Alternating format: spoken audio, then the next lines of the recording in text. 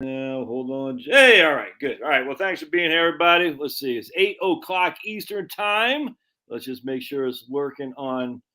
All right, good. Okay, good. Just make sure we're on Rumble. Jaron, are you on? You're on Rumble too. Do you ever live stream on Rumble? I've never live streamed there. How about you're on Odyssey? Are you live streaming at YouTube? I am. Yes, sir. If you give me the link, I'll post it on my Telegram group. You'll get a bunch more viewers. Give you the link on my YouTube one. All right. If you put it here in the private chat, that's probably best. No, I will do that right now. So when you live stream, you just on Rockfin. I tried to open up a Rockfin account. I did the whole thing, and they never got back to me. Oh, you need to be referred. I said you. I said Jaron. You know, they said no, but it means I need to tell them. Oh, okay. So now that I know that you've done that, I'll reach out. Say again?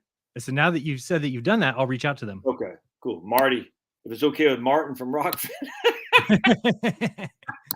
You know what I'm talking about? Yep. So how do I get this link to you? Do I put in the private chat there on the right-hand side should work? Well, I'm on StreamYard. Well, I'm just going to email it to you. That's no, right. I mean on StreamYard. Do you see on the right-hand side? There's a button that says private chat. Invite. I see in settings. No, all the way on the right-hand side. Oh, there we go. Yeah. Oh, I know.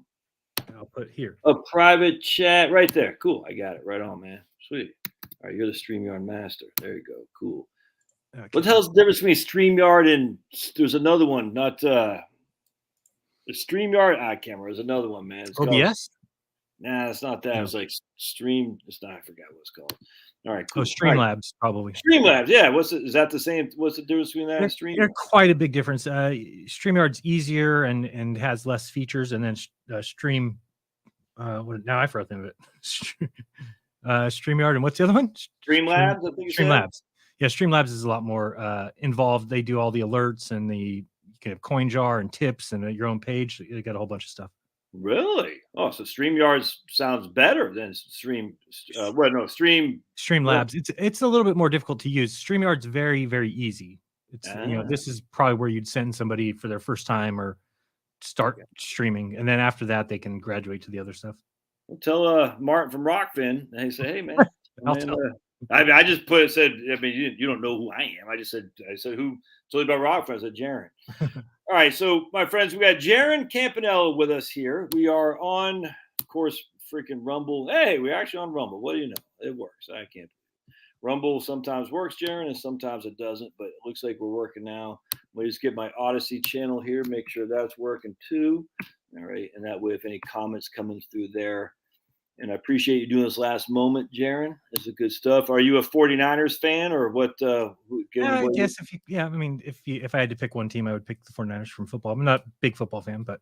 Well, you're mainly a San Francisco Giants fan, I see. I'm a Giants fan, yeah, but not as much as I used to be. But, when you wake up to all this stuff, you kind of see that it's just bread and circuses, right? Oh, man, 100%, dude. Yeah. So, the funny thing is I still enjoy it, not going to lie to you. I could care less, frankly, but I have 4 kids. My youngest kid is freaking knee deep in the NBA and NFL. And because he's into it, I'm into it. You know what I'm saying? I really don't care.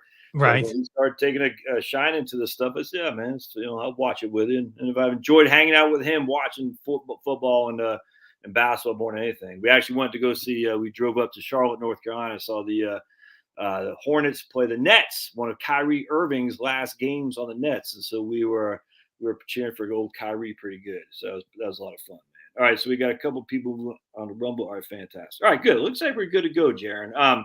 I just posted mine, so it's posted. Sweet, man. Appreciate that, brother. And my man Josh Weiner, or is that Wellner? Josh is a Wellner. You say he's a lobsterman up in my stomping grounds of the state of Maine. So good. All right, my man John's in here. All right, good. Hey, we got all right. So Jaron, so you are in the Bay Area, is that right? Yes. Well, no, I mean, I grew up there, but now I'm over in the valley. So over near the foothills, about 2 hours north of Fresno. Okay. An hour north of Fresno. All right. So you're a native Californian. Yep. Born and raised. Gotcha. You got out of high school and you went to college, went right to work. Tell us, how did you? I got out of high school. I did a little bit of college, but very, very little. And then I, started having some fun and ended up getting a girl pregnant, and then became a single dad by the time I was 20. Really? So she basically gave the child to me because she was into drugs and everything else. So yes, from the time that he was a little more than 1 and 3 months, I was a single dad. So that kind of, thank God, looking back, it straightened me out. It made me get away from worrying about girls and, kind of, I knew I needed to make money. So I basically got a job at Long's Drugs. My dad knew the store manager and started me there. If anybody's from California, you'll remember Long's Drugs is a great little outfit there. And so I worked there, and I real quickly realized how great of a place it was to work. The store manager was awesome, and he worked like 11 to 3. Sometimes he'd like work like no hours. He'd come in at 8 and like leave at 11 to go golfing. And, I would even ask him, like, you don't have to have a certain time you have to work, or you don't have certain hours. He's like, no, they just require us to get the job done, and they pay you, well, if you make money, and they fire you if you don't. Yeah. So I said, okay. And he's like, they're always looking for people if you want to move up the ladder. So then they gave me keys to the store and, put me as a full-time, what they called department manager at the time. And then just moved up to an assistant manager and then became a store manager, youngest store manager with Long's at 24. So that was awesome. You get your own store. They put me in Salinas in like a really high theft store that wasn't making money. And they basically said, we don't know what's going on here. They're losing money. We're putting you in here. Your job is to figure out why and turn it back to profitable. So it's like, oh, great. So yeah, within the first couple of weeks, I was watching replays of the tapes the night before, and I found one of our managers was, basically taking people through the checkout line, friends of his, and just letting cart full of merchandise go for nothing. So, we got rid of him, and then that kind of put me as a big name with the company. They liked me for that, and then I got moved.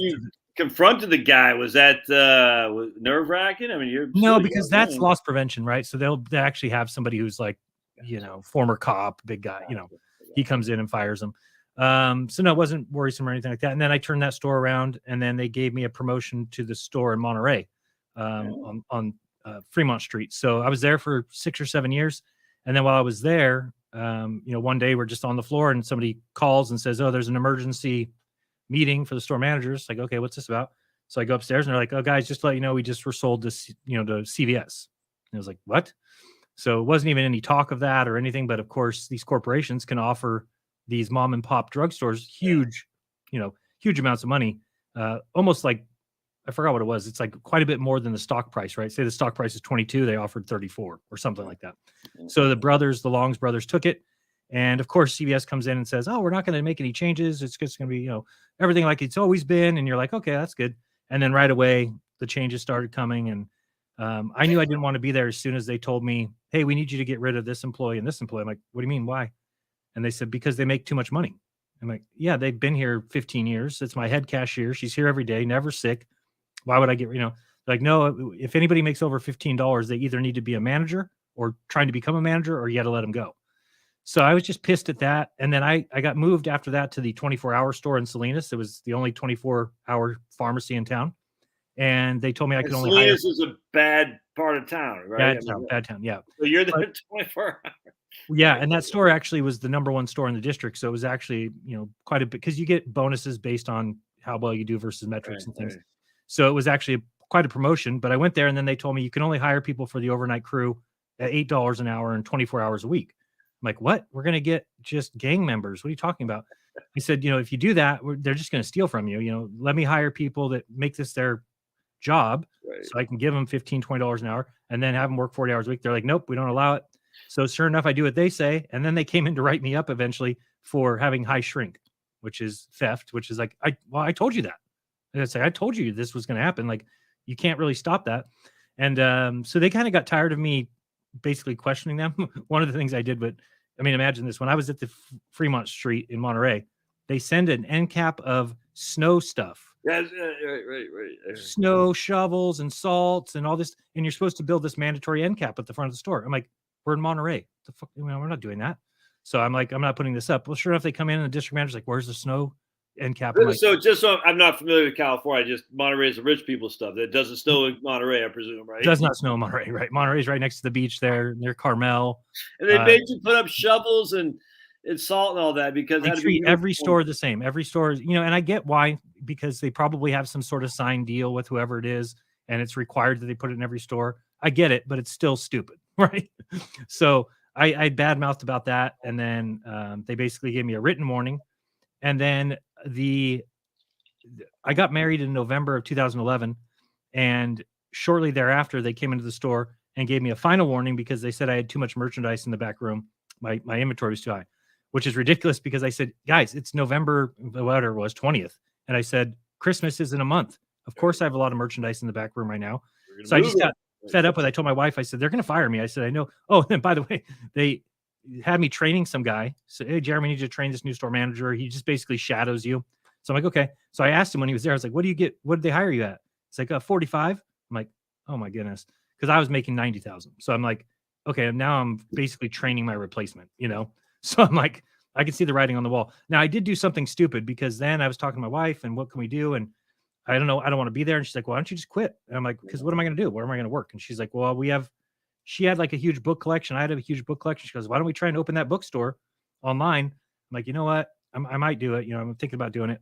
And then I said, yeah, I'll just quit. So I put in my 2 weeks notice, left on good terms. Well, then I went and tried to get unemployment and they're like, you don't get unemployment for quitting. Exactly. Oh, man. I'm like, oh man. So they're like, you had a choice. I said, but if they would have fired me, I would have lost my job history.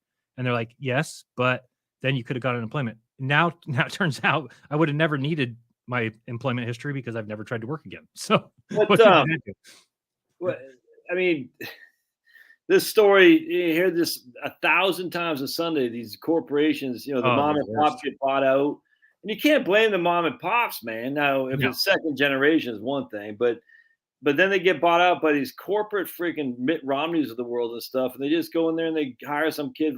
I used a long time. How old are you, Jaron? 43. All right, so I'm 52. When I was in high school, I'm from the East Coast, a People's Drugstore. I don't know if they have that in California, but People's. No, I've heard of it. Yeah, so same thing, man. I had a girlfriend actually, and ironically, we thought she might be pregnant, and she wasn't. And if I almost guarantee you, I would have been the same. Literally, almost guarantee it would have been the same thing. I remember that was freaking scary. But I used to, you know, she'd come in. I say, hey, just take whatever the hell you want. I didn't know. I mean, I had no moral capacity. Right. You know, just take. We had, you know, I always like boxing. We had KO magazines on there and stuff, and the school supplies you want. She goes, okay.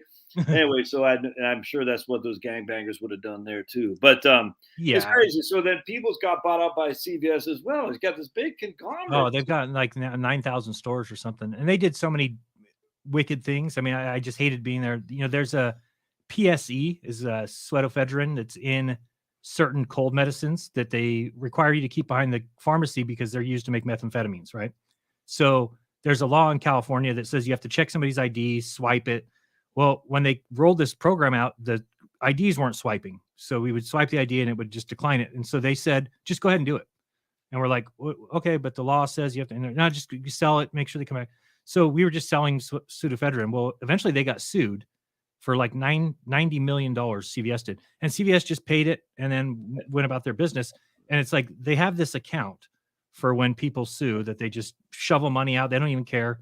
And they probably made more than that in the fact that they were just selling multiple packages to people, because somebody could then go to every store and pick up 5 boxes, because we weren't tracking it. There was no ID.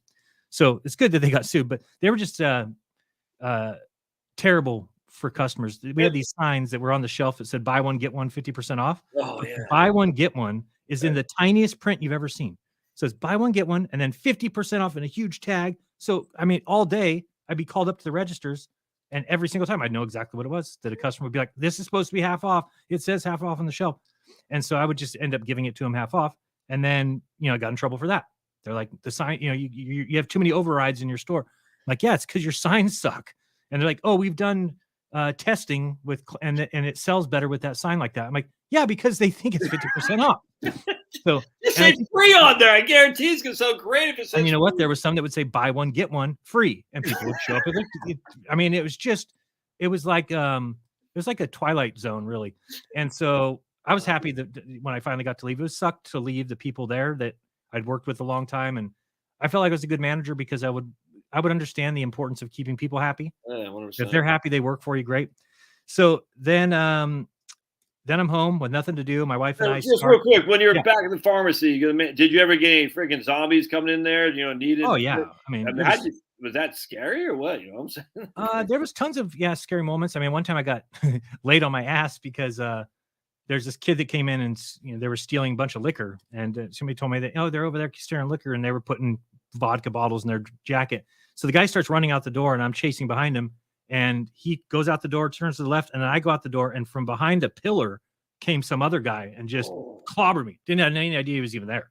I was going after the guy running away with the merchandise, and he clobbers me. I go. So then they come in, they tell you that too when that happens, that you're going to get fired. If you ever have anything happen to you, they fire you. So like if I would have broke my arm there, they would have fired me. Luckily, nothing. I didn't hurt anything. But there were scary moments like that. Or never was robbed, but we did have somebody try and rob the pharmacy. But they're like people that have problems, right? They're trying to get like oxycodone or whatever. Real quick. Yeah. I want not to skip too far, but you said in a video that you went back and like you saw the same person like from that you were working there. What you said when you went back? I just did that recently. Yeah. So when I got pissed off and I left because I hated CVS, I kind of vowed never to go into one. Right. I'll never go into a CVS ever again. So this last Christmas, we were at my wife's brother's house, and he lives in Monterey. And I just drove by the store. I'm like, you know what? I said, I don't think anybody would be there that I know, and I kind of want to see the store and so I went in there, and sure enough, as soon as I walked in, I walked around the corner, and there's a girl right there, an old lady, and I'm like, I hired that girl. So I'm like, I wonder if she'll even remember me. So I went up to her and I was like, excuse me, do you remember who hired you? She's like, here? I'm like, yeah. She goes, yeah. I'm like, who was he? She goes, you. I'm like, yeah.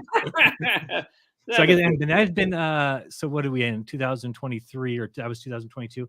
I guess I would have last stepped in that store probably around 2009. Oh man. So quite a long time. And then and she kind of started naming some other people that were still there. There's only like 3 of them. Did you say you left money on the table or something like that when you left because you quit? I can't remember now. I'm just thinking like. Well, I was making a ton. I mean, I was making like 90,000. 401k or no, that's what. All right, so that let me get back to that. So you left CVS. You're like, dude, what the hell? You started now. You burn it through your 401k or something like that. Is that what it was? Correct. Yeah, we lived off of the my 401k I cashed out, which you have to take an early withdrawal penalty. But it was like, I was done with that and what we needed, and thought that we'd be able to get this bookstore up and running. And you're still raising your son at this point. Yep. Okay. Yep. And how old? By this time though, in 2009, I met my wife, and she moved in 2010, so he was 10 at that time. Okay. And then so then 2011 we bought a house in Salinas over by so this is how bad it was. I bought a house, all my savings into the house, had this great job, didn't think it would be a problem, and then the stuff started going wrong, and then it was like, oh shit, now we're going to leave. Yep. So I had this house payment, which was only $1,700. It wasn't that bad, which I lost that house. But then that was basically it. We set up a store online, with a Shopify, a bookstore, and we spent a whole bunch of time inventorying. It was all perfect. And then we're like ready to go. We opened the store, and then we realized that we're not Jeff Bezos, number one. But number two, that we didn't have any customers. So we're like, so one thing about an online store that you don't think about is like, wait a second, where do people come from? Like, oh shit. And we have this perfect store. It's up, it's running great. All the books are inventoried. And our goal was we called ourselves the Golden Rule Sellers. We were always online. My wife was always available for chat. So if we said like, if you want to see a certain page of a certain book, or you want to see the condition of it, we'll show it to you in a video. And, but we didn't have that many customers. We got lucky that there's this, and I still think the app is available. It's called Wanelo, WANELO. What they do is they take a bunch of items from different stores and make a large store, right? So if you go to Wanelo, you're basically shopping through all these items, but it's many people's different stores. Okay. So like once a day, we would get 3-4 orders from, or not once a day, we'd get like 3-4 orders a day from Wanelo, but it was the only place that was, our store wasn't selling anything. It would always be at Wanelo, but we'd still have to ship it to the customers, and we'd make, 30, 40, $50 a day. And it wasn't enough. So then, I started getting into Bitcoin. Inventory was books you had collected, you and your wife, over the. Well, her aunt passed away and left her a huge book collection, and then I had a lot of books. My mom was into books, and so we just had a lot of books. And we kind of wanted. If you look up online, you can find these used books that are like $50, and we're like, why not sell them for 20? Like we don't, we kind of were in this mood of like, let's sell them for cheaper. Let's be cheaper than everybody else. So, but again, we didn't have a lot of customers, so it was basically a lot of time at the computer by myself. It was the very first time I was able to start looking into things. My buddy had told me in 2004 or 5 that 9/11 was an inside job. Yeah. And I told him, "You're insane. What are you talking about? Don't talk to me about that." I was like, "What do you mean? Like our own government, the American government's going to drop their buildings, and you're an idiot." So, but it was then many years later. So I mean, it wasn't until I was a late bloomer as far as that goes that I was sitting at home and started to look into it, and sure enough, come to that conclusion. And then the other thing that was I got into Bitcoin because then I started writing for 2 Bitcoin websites and getting paid in Bitcoin. So that kept us afloat for a while. So you're still doing the bookstore at this point? Yes. Well, right. yeah, my wife was basically in charge of it because Wanella would be the orders. She'd package them and ship them, and I didn't have to do much. So you weren't doing any regular work. You know what I'm saying? You're like, hey, really. I'm doing the website. Your wife's doing the website. You're still raising a 10-year-old kid. The money's not coming in fast and furious. You know what I'm saying? So you're scared crapless, though. I mean, you're not. Well, we were okay at the time because we still had a lot of the money from the 401k. Okay. So it wasn't like, we knew it was going to take some time to get the store going. Right. It just never really got going. But it was still making, like I said, $50 a day. So, that was what, $1,500 a month. But we needed more. So I started to write for Bitcoin websites, 2 of them. One was called bitscan.com and the other one was called cryptocoinsnews.com. So, and at the time, and this is so sad to think about, but they were paying me 0.3 Bitcoin per article. So at the time that was about $75. And now it's like 7,000 or something. So that's sad to think about, right? I was getting paid $7,000 an article, but I just kept accumulating Bitcoin. And we at one time had like 50 Bitcoin in a paper wallet. And you had 50 Bitcoin? Yeah, I was making 0.3 an article, and I was writing 2 articles for each website a week. So they were adding up, and every time we needed to cash it out to live, we would just cash it out here and there. And the price kept going up, right? It was like 400 when it started, then it was like 800, then it was 1,000. So at that time, my wife and I are just laughing, like, because then rather than getting 75 an article, it was like getting 225 an article. Yeah, right. So we were just laughing about how great it was. But we sold the final Bitcoin in 2017 for like, I don't know, 1,400 or 1,500. And I kind of thought, and the reason I wasn't upset about it is I thought Bitcoin was going to be, I was the head safety and security writer, and I saw people losing money constantly, either through they lost their password, they didn't know what they're doing, they sent it to some scam artist. And I was like, you know what? I don't think people are ready for it. And so I didn't think it would be something in the future. Now, what I didn't realize is innovation exists in crypto, because it's open source, so people can take somebody else's code, change it. So now the wallets that people have are so much better. They actually prevent you from doing the things that people were causing people to lose money before. So it got better. If I would have known that, if I would even had a glimpse of there's a wallet called Exodus now, really nice wallet, pretty, carries like 120 coins in it. If I would have had just a vision of that, I would have never got rid of the Bitcoin. But what are you gonna do? And people say, they're like, oh, you could have been a multimillionaire. It's like, no, if I didn't sell it when it was $1,000, I would have sold it when it was 2. If I didn't sell it when it was 2, I would have sold it when it was 3. There's no way I would have waited until it was $70,000 and been like, okay, now I'm ready to sell my 50 Bitcoin. I hate that crap, Jaron. I literally, that stuff drives up the wall. It's like, okay, I coulda, woulda, shoulda. We all should have bought Amazon in 1998. Give me a hindsight's 2020. That's why those people are rich, is because they took the gamble. Right? They literally took the gamble and they put everything in it, and they stay true. The funny thing is, we call it in economics, we call it survivor bias. We only focus on the people who survived to be the Jeff Bezos, regardless of how that, what kind of freaking, psyop and all that is put up. But we don't talk about the million other people, your bookstore, that did not survive to be, I hate that, because it's always focused on, you should have been like that guy. Well, how about the 99 other guys who didn't? And we tried to get advertising too, those people just rob you. We would sign up for some SEO site that's like, oh, we'll get you #1 Google results, or just no difference. And so it was just pretty good at this stuff now, though. You're pretty good at SEO. I mean, you do all this stuff. I mean, no, I mean, I don't do any SEO, but just technology. I mean, I guess my wife still likes to point out that I didn't know how to copy and paste when I was first doing the bookstore. What do you mean, Control-C? I'm like, wow, this is cool. But I'm a quick learner. So, well, you're the one who got me into Telegram, dude. I was like, because I heard Curtis Stone, the urban farmer, he's all talking about Telegram, and Jack Spurko, and I was like, I tried. I said, man, this sucks, dude. I can't figure this out to save my life. And then you had the video on Telegram. I got a bug. I got a kill right there, and I don't like to kill bugs, but that doesn't look like a good one. Anyway, so it's like pretty great, huh? I mean, the only problem with it is I feel like it's got to be a honey pot because everything's free. It's like when is that, who gives things away for free? Like it's literally unlimited storage. It's what all the stuff you got on there, man. It's freaking nuts. I'm like, it's all free. And I put my ebook collection on there, which is like 2,700 ebooks. That's crazy. It's crazy. And it's all the videos and everything. It's like, what? I mean, literally, you can sit. Every morning I wake up, there's a guy on your thing called KP. I guess he's the only guy who's talking that early in the morning. But it's like, dude, I'm watching. It's nuts.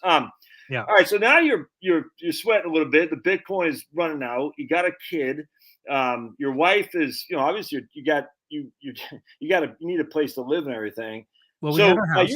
You're raised Catholic. You're even an altar boy. You went to a Jesuit school. Tell us about that. Yep, Jesuit high school. I went there to play sports, and then I was slow, so I didn't really get very far in baseball. And then basketball was a funny story that, my freshman year, I went out for basketball and clearly was better than these other guys. And my dad even came to the final tryout, and they had like a scrimmage game, and I scored like 12 and had a couple blocks. And my dad's like, "Oh, you're in. It's no problem." Right. Yeah, thank God. So then the next day comes and we see the lineups, and sure enough, I go to the chart and I'm not on there. So was pretty upset. Well, my dad found out. My dad started snooping around and found out that the guy who made the team for a center instead of me, his dad donates the shoes and the jerseys for the team.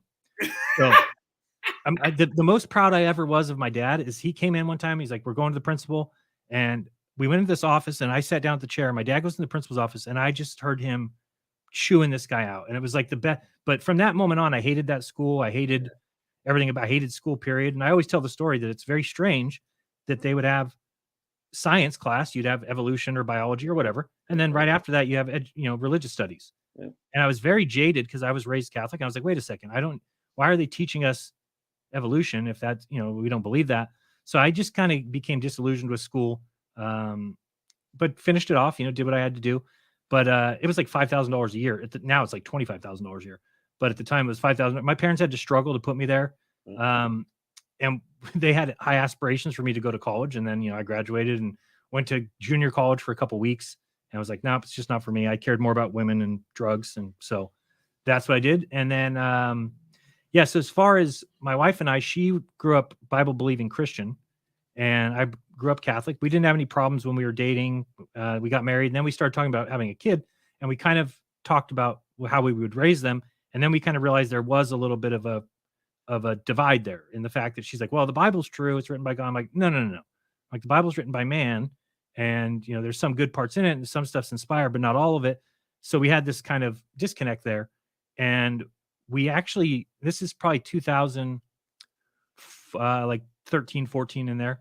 And I remember laying in bed, praying to God. We held hands and, God, please give us 1 year to find you. Yeah. Give us 1 year to search outside the Bible. You say, leave no stone unturned. You say, challenge all things or I forgot the exact verse, but we said, okay, just give us 1 year to find you. So we then start looking into religion, and she had a lot of time during the day too. So she was researching stuff, and we found this one guy who said to read the Bible as if it wasn't God's word, right?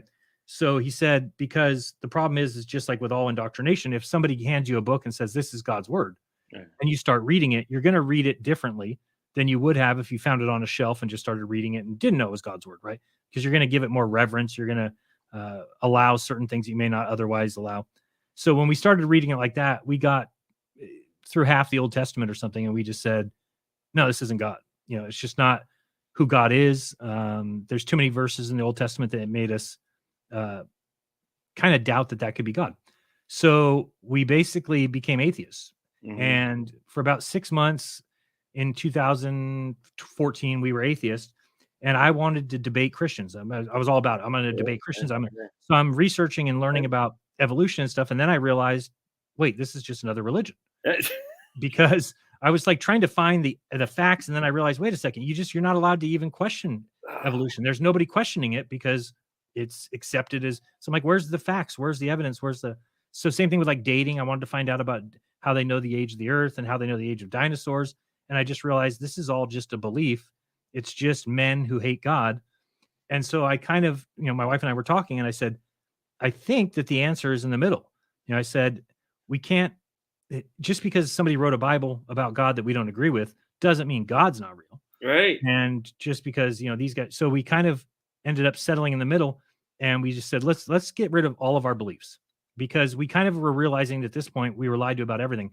I remember looking at a map, and, one of the maps that you have at school, kind of like one of those pull down maps. And I remember seeing the equator at like 3/4 of the way down. And I'm like, wait a second. So I'd never seen that before. Like, I'm like, why is the top half of the map, the top half is like 3/4 of the map? So I remember looking into it, and they're like, oh, because the white countries are right. So America's bigger than it's supposed to be. Russia's bigger. Greenland is bigger than Africa. Right. Europe is bigger than it's supposed to be. Come on, and then man. everything in the South is smaller, right? Africa's smaller. So when I saw that, I'm like, just pissed, right? So I'm like, that's exactly, you get pissed. You get pissed. Like, literally pissed. You're like, wait a second, Greenland is not bigger than Africa, right? Like, oh my, I was so livid. I just said, that's it. Let's erase it all, and let's just build our beliefs up from the ground up.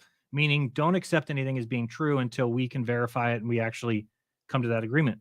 So the very first thing that we were looking into, I was looking into the moon landing, because my thought was, if they can hold that lie, then big lies can be held for a long time. So let me look into the moon landing. It was kind of my number one thing to look into.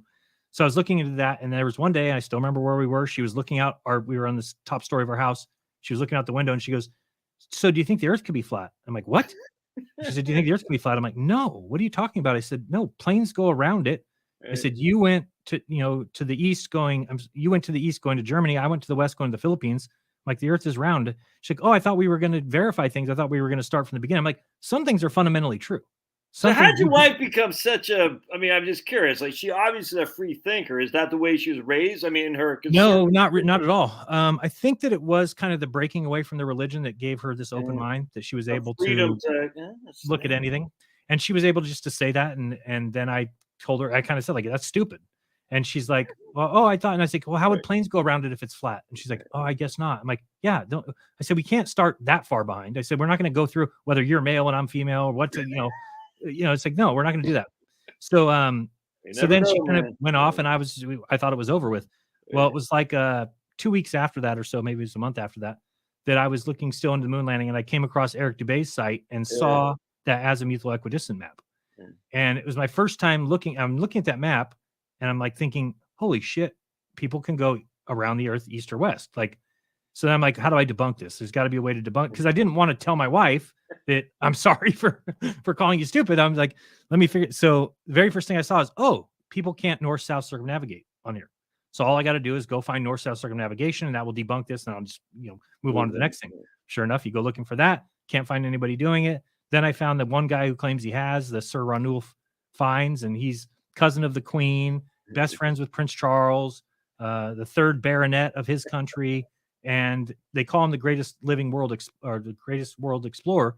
And then I found this court case that he was in, where he was having these people with him fake parts of the expedition, and that this girl had fallen in some crevasse when she was supposed to be faking an accident, but she actually really got hurt. So she sued him in court. She lost. He won, because they said you didn't have to fake the accidents. If you chose to fake them and you got hurt, that's on you, not on him. So anyway, he won that, but in court he admitted to having people fake part of the expeditions. So I'm like, all right, this is the only guy who's and it took him 4 years to go north-south circumnavigation. I just said, that's horseshit. And then I found this guy, ZQ Pilot. You can still find him if you look him up on Facebook. He has the record for quickest north-south circumnavigation in a single plane by himself, right? But he had these things attached to his plane called spider tracks, and you were able to actually go online and track exactly where his plane was. So I'm like, oh, this would be great. I want to see him go north-south circumnavigation. Well, he went North Carolina down to Brazil, and then he flew from Brazil he was supposed to go across to New Zealand, but he flew to the 90-degree marker, turned around, and he saw his plane go back to Brazil. It's like, what? So when he got there, everybody was asking, what happened? What's going on? He's like, oh, the weather was really bad at the South Pole, so we're just going to take a couple days and then go. So then he went to New Zealand across the water instead of across, then went to Hawaii, Alaska, North Pole, and then back to North Carolina. They gave him the freaking record. So that was the time where I said, okay, now the Earth's flat. So I knew at that point that there's no way you would ever give somebody a record for circumnavigation if they didn't circumnavigate, right? You can't call that circumnavigation. You didn't cross the South Pole. Yeah. So that was kind of, and then, I mean, there's been so many things since then. And so that was in 2015 or 16. Your wife and yourself were basically saying, get everything that's in here.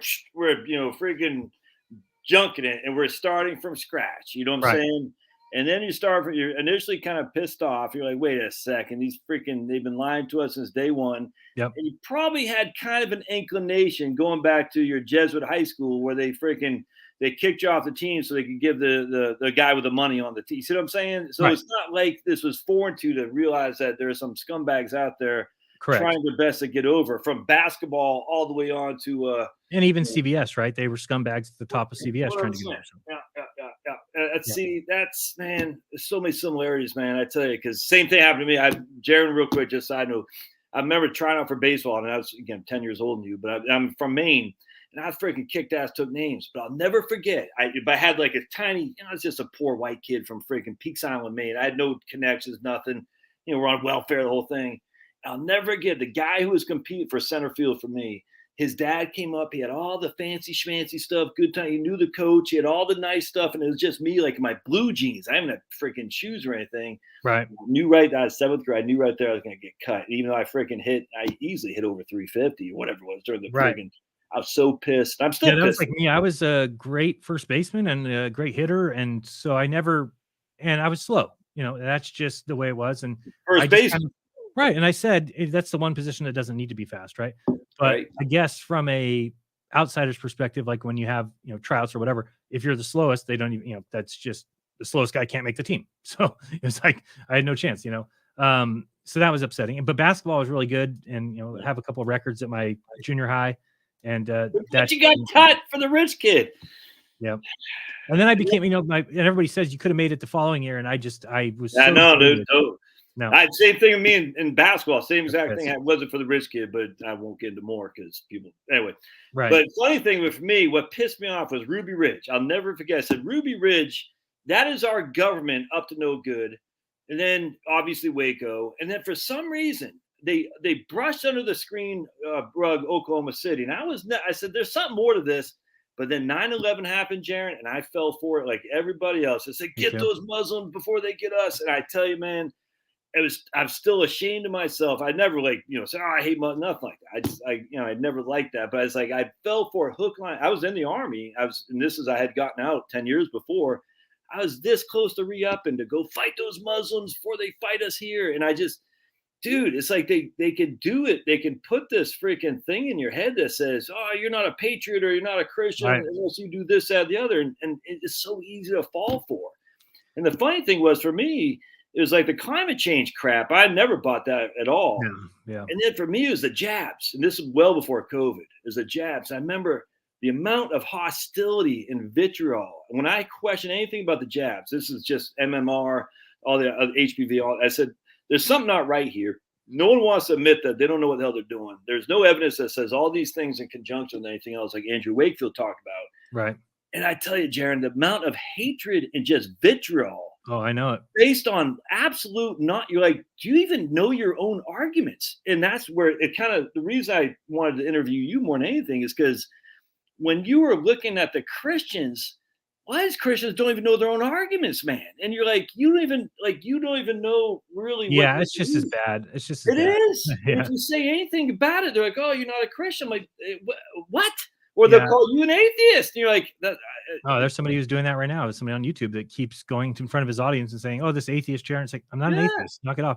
But it's called poisoning the well, right? It's what they do. I mean, because here's the thing is that what I wish people did see is that we are very understanding of these people who believe in science and love science. They just are getting all their information from a book. Right. They don't actually, but then Christians don't see that kind of the same thing is going on. Kind of the same thing. If you don't know the book well and you're just believing in the book just because, so it is kind of the same thing. But one thing I was going to mention, you said about the MMRs and stuff like that. So I took my son when he was 1, and when I denied that he was even mine until he was 6 months old. But then they took me to court and did the whole cheek swab and everything. So, and now you look at him, you're like, oh, clearly that's my son. But at the time, just a little baby. Like, I don't feel him. My mom said, go see him at the hospital and you'll feel something if he's yours. So I go to the hospital and look at it. Not mine, later. So she's like, I didn't have sex with anybody for months before you, and I haven't had sex with anybody since. I'm like, yeah, right, liar.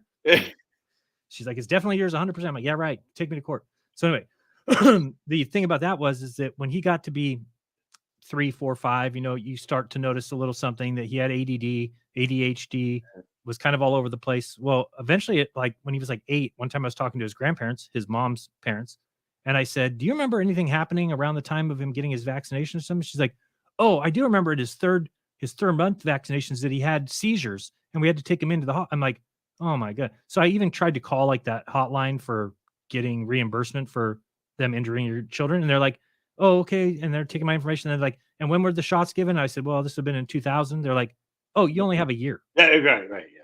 Like, what? How would we know in a year? He's 8 now. And now we see all the problems. They're like, no, he only had a year. So I'm like, oh, screw that. But anyway, from that moment on, I knew I would never give my children vaccines. So, well, we had a daughter who was our second daughter was in the NICU her first month of her life, with the neonatal intensive care unit, and they gave her her jabs, and she had ventricular tachycardia, which means her heart just goes insane. Wow. Like a freaking double bass drum for Slayer or something like that. That's how fast it's beating. And anyway, and they were like, we don't have the paperwork. We already gave her jab, so we're just going to go ahead and do it anyway. It's not, boy. Can't hurt. And my wife's like, hell no. Anyway, long story, before that, they had given her the jabs. My wife's like, you already did this. And she goes, I know you did, because when you stuck her, she went into VTAC. You know what I'm saying? Because you stuck in her, it went into VTAC and tachycardia. She went to tachycardia. And she goes, oh, it has nothing to do. And I say, even back then, they didn't know what the hell they were talking about back then.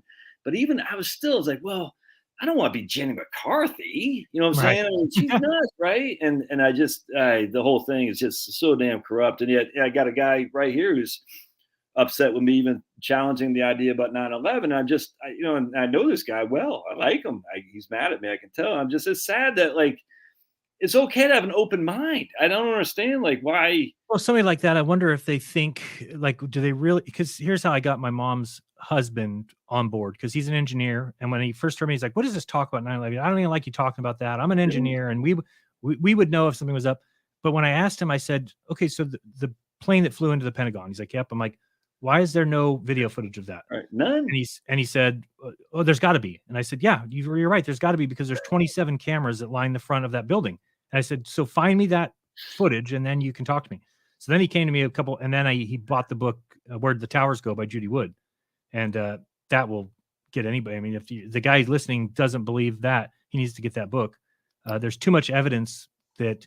Where's the plane? Just where the plane is. It's just not easy, right? And you look at the hole in the wall. The hole in the wall is like, they're not even big enough for a plane, and it's just ridiculous. How about Shanksville? The plane in Shanksville. We're just a bad. Ate it. The ground ate it. It's still there if you go there. It's not even, I mean, literally, I don't want to laugh, because it's like, once you get awake to this, you're like, it's actually kind of silly in a way, and you're kind of laughable, right? The thing with the Chinese freaking thing here going, I'm just like, I mean, I don't even know what do you make of this, by the way, Jaron? I'm just like, this Chinese thing. I actually heard somebody say that Dwayne Kellum, who's done a bunch of balloons, he looked at it and he said that balloon isn't the right size. Balloons are way bigger than that. Like, they have to grow as they get up there, right? They get up higher and the gas expands. So he thinks it's all like a pretend thing that is basically made of, cardboard and bullshit. The thing hanging from the bottom of it, and it looks like it's something of ours. So I don't know if they were trying to distract, or if they are going to. I don't know. Some people think they're trying to reveal that satellites are actually balloons. I don't think that, but it's so stupid. It's just silly. It's just stupid. I have seen a good couple memes though today. I saw the one that says another balloon was found, and it was Whoopi Goldberg wearing a white dress. It's within view. Terrence Williams. I don't know if you know the black guy, Terrence Williams, on Facebook. He got banned from Facebook for saying it looked like Stacey Abrams, who ran for governor here in Georgia. My wife loves Terrence Williams. My wife showed me the theme and said, "This is a real Chinese." You never know what their psyops. I mean, they want us to play the guessing game, because it really just takes you nowhere.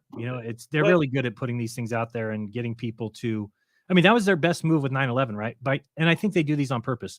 If you do these events in a way that you make sure that nobody can ever put all the pieces together. So you have a couple pieces, because what happens then is you have truthers, if you want to call them that, researchers, who end up arguing with each other, Yes. which is the entire goal of the government, right? Right versus left, black versus white, you name it. It's why there's sports. It's why everything, because as long as we fight each other, you never look up at who's holding everybody down.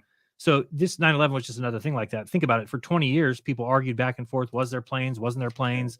Was it CGI? Was it controlled demolition? Was it nanothermite? And at the end of the day, nobody ever got in trouble for it. Nobody like No one Bush ever got. will. No. Exactly. So that's why I try not to get into those squabbles. Like, I was somebody who researched pretty well the January 6th thing. And I was somebody who believes that Ashley Babbitt was shot and killed. Oh, yeah. Now, there's a bunch of other people in the truth community that think that that was a hoax and that she never was killed and it was all set up. And so when people started to come at me about it, I'm like, listen, okay, whatever you say. If you want to say she died, I mean, she didn't die, that's fine. Like, we shouldn't be arguing over that. That's what they want, right? They want that. And if I have my belief and it's different than yours, it doesn't change anything. But people would come after you and be like, Jaron thinks that this, that girl died. Like, yeah, I do. But anyway, it's just kind of weird that truthers end up going at each other. And they also, and I get it, this is a brilliant move on the controller's part, is if you're lied to about everything, then you doubt everybody, including other truthers, right? So then you've got the shill calling, and this person's a shill. And so it ends up that the truth movement doesn't go very far. But something, Jaron, for me, it's like I don't even care anymore. It's like it's literally just like take away my son like in basketball and football. I just don't care. I just like whatever. Like Trump versus, I just literally don't care. I'm like it matters not at all to me, and it's very. And this is where I actually want to get. It's just liberating. Once you see that you can only control you, and you find your internal jihad, if you will. Right. That's all that matters, and that's like for me. Since I've been learning the truth, I had such a deep relationship with the creator of all things. You know what I'm saying? Yeah. It's like it made much more than I ever had before, because now I don't look at it the way I used to. And like, us versus them, Russians or China, right. I really don't care. It's like, whatever. Right. One of the big things that happened for me is when I became a YouTuber and started doing my videos, I got so many people messaging me from other countries. And I thought originally that people in other countries hated us. Yes. And then I learned that they're no different than us. And in fact, we all hate our governments. The governments are all corrupt. Everybody just wants to live free. They don't want to be. And then it's like, oh, so then I started to see the world differently, that there's a bunch of citizens that all want a better life. And then there's governments in every country colluding and then holding everybody down. Right. So it's not why didn't the Russians report us for not going to the moon? People don't realize that in Russia, they teach a different story. The story on the Russian schools is that they were the first ones in space, the first animal in space, the first orbit, the first woman. They did everything first, and then they realized that the moon would be a waste of time, so they didn't try and go to the moon. They tell the story that the Americans, to catch up, put all their money into the moon and then went and did nothing, and it was useless. Yeah. So both countries get to tell their own version of that story, and it was totally agreed upon. So, they're not going to throw each other under the bus. Nobody's going to say, oh, they actually don't go to space, and be like, you don't go to space either. Now the whole world's upset. Now look what you did. Right. So they need to keep that lie going. Japan, China, they're all working together. And yet the citizens don't give a rat's butt. They're like, Jaron's American. I got no problem with Jaron. I don't care if he's Russian. Nothing. You know what I'm saying? That's what's amazing to me. Yeah, that was amazing to me too, because I really thought like people from other countries hated us. I thought if I talked to somebody from Iraq, they'd be like, I'll kill you. Right. But you talk to somebody from Iraq and they're like, no, we hate these guys, these governments. Or if you talk to a Muslim, how dare you? They're going to ISIS on me. And then you realize. No, they're great. Most of them are great people. Oh, my goodness. I never forget. Someone told me this. He goes, let's think about this, Drew. There's 1 billion Muslims. So let's just say 1% of the Muslims are like ISIS. We'd all be dead. Right. I never thought about it like that. I said, you can't argue. There's not that many people that are willing to just kill themselves for that. Just fly buildings into planes. Fly planes into buildings. For a government. No. So now, with all that said, you left everything, you know what I'm saying? You and your wife, you still believe in God, obviously. You've had a deeper relationship with God, and I don't want to put words in your mouth, because you've been able to kind of see through and I don't want to put words in your mouth, Jared, but maybe I'm projecting my own thoughts, see through the fog that has been put upon you of all the education that we've had. Now you can say all that crap, send it to the side. It's just me and the big guy upstairs, and life is good. Is that? I don't know. No, that's good. I've come to have a more personal relationship with the creator and to kind of shun things that were taught to me. because I realized that there's no, I mean, at least I haven't found it. There's no man that's not lying to me. What I mean by that is that everybody is colluding. Everybody is a conspiracy. There's conspiracies between the, the corner gas stations where one will call the other one and say, okay, you be 3 cents ahead of me for a weekend, then I'll be 3 cents ahead of you. But maybe both their prices are 15 cents higher than everywhere else. But because there's a price, you get more, so everything is like that. And I get it. It's business and everything's about money. But no matter where you look, like the food we eat is just garbage. And you start to realize, well, what is Oreo going to use? The best chocolate possible for their cookies? Or are they going to use the cheapest dirtball, whatever it is, makeshift chocolate, just whatever tastes good and whatever, makes you addicted. So once we started learning, I gave up all pills right around 2015, said I would never do another pharmaceutical, gave up things like caffeine, gave up, some of the things like that. So then my goal was and then we got started drinking distilled water, wanted to get healthy. So that was good. But then, I got closer with the creator. But what I really realized was that, at least to me, it seems like, especially looking back at the Jesuits, because then I started to learn how bad the Jesuits were and looking into them deeper, learned about how integral they've been in all the different sciences and setting up observatories and things like that.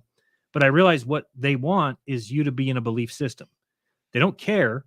That's why they pushed me both to science and religion, because they didn't care which one I chose. They just wanted you to be in a belief system, because when you're in a belief system, they basically control you. They know exactly your every move. They can predict your every move. And both science and religion don't agree. So what I've kind of learned is that look at what they both disagree with, like manifestation, like collective consciousness, like morphic resonance, these kind of things, cymatics. Those are the things that both of them would say are satanic, right? Well, the church side would say that's satanic. You can't do remote viewing. And then the science side saying that's not true. There's no such thing because you can't prove it. Yeah. So the start of me realizing that there's a middle path was like the rice experiment from Dr. Emoto, which is if nobody's ever done right. Yes, man. Yes. 100%. Yeah. It's one of the most eye-opening. You get 3 jars and you put a equal amount of cooked rice in each one, seal them up. You said that. That's where I found you. You said the right. I said, no flipping way. And it worked. You got to do it. You got to do it. I did twice. And both times it worked. Yeah. You asked my kids, dude. I was like, I heard you say, I said, no effing. Yeah, I thought the same thing. I heard you on Crow. I said, no way it's going to work. Anyway, go ahead to keep telling how it works. It's nuts. Yeah, so you put, love on one jar and hate on the other, and then neutral on a third one, and you put them in the same cupboard in your house, and then you set your alarm on your phone for a time where you'll always be home, so 9 a.m. or 9 p.m. if you're always home. And then when it goes off, you walk over to the cupboard and you grab the negative rice, you close the cupboard, and you give it 30 seconds of berating, right? You just tell it it's a piece of garbage, it looks like shit, you hate it, and then take out the love rice and then give it 30 seconds of loving it. And I always tell people, you have to make sure you actually feel it. If you just go through the motions, of course it's not going to work. Yeah, I love you, I hate you. Okay, well then you might as well not do it. But if you actually put in that emotion and then you leave the neutral one alone, after 2 weeks, 3 weeks, it becomes glaringly obvious. And if you take it out to the whole month or month and a half, the bad rice, the negative rice will be black. It'll be moldy. It'll have green in there. The neutral rice will be in between, and the love rice will be still looking edible. And it's amazing that we have the ability. So once I saw that, I said, okay, so those are things that science says that doesn't exist. Why? Because they can't calculate love or hate. Right. So there's no way you can do an experiment where you're like, oh, we added 17 grams of love. No, we can't, what are you going to do? So they just say it doesn't exist. Well, then on the other side, you've got religion saying the same thing, right? They wouldn't really think that exists either. So and then I did a show recently on my channel because somebody said they can do remote viewing. I'm like, I've never believed that. I don't think I know what that is. What's that?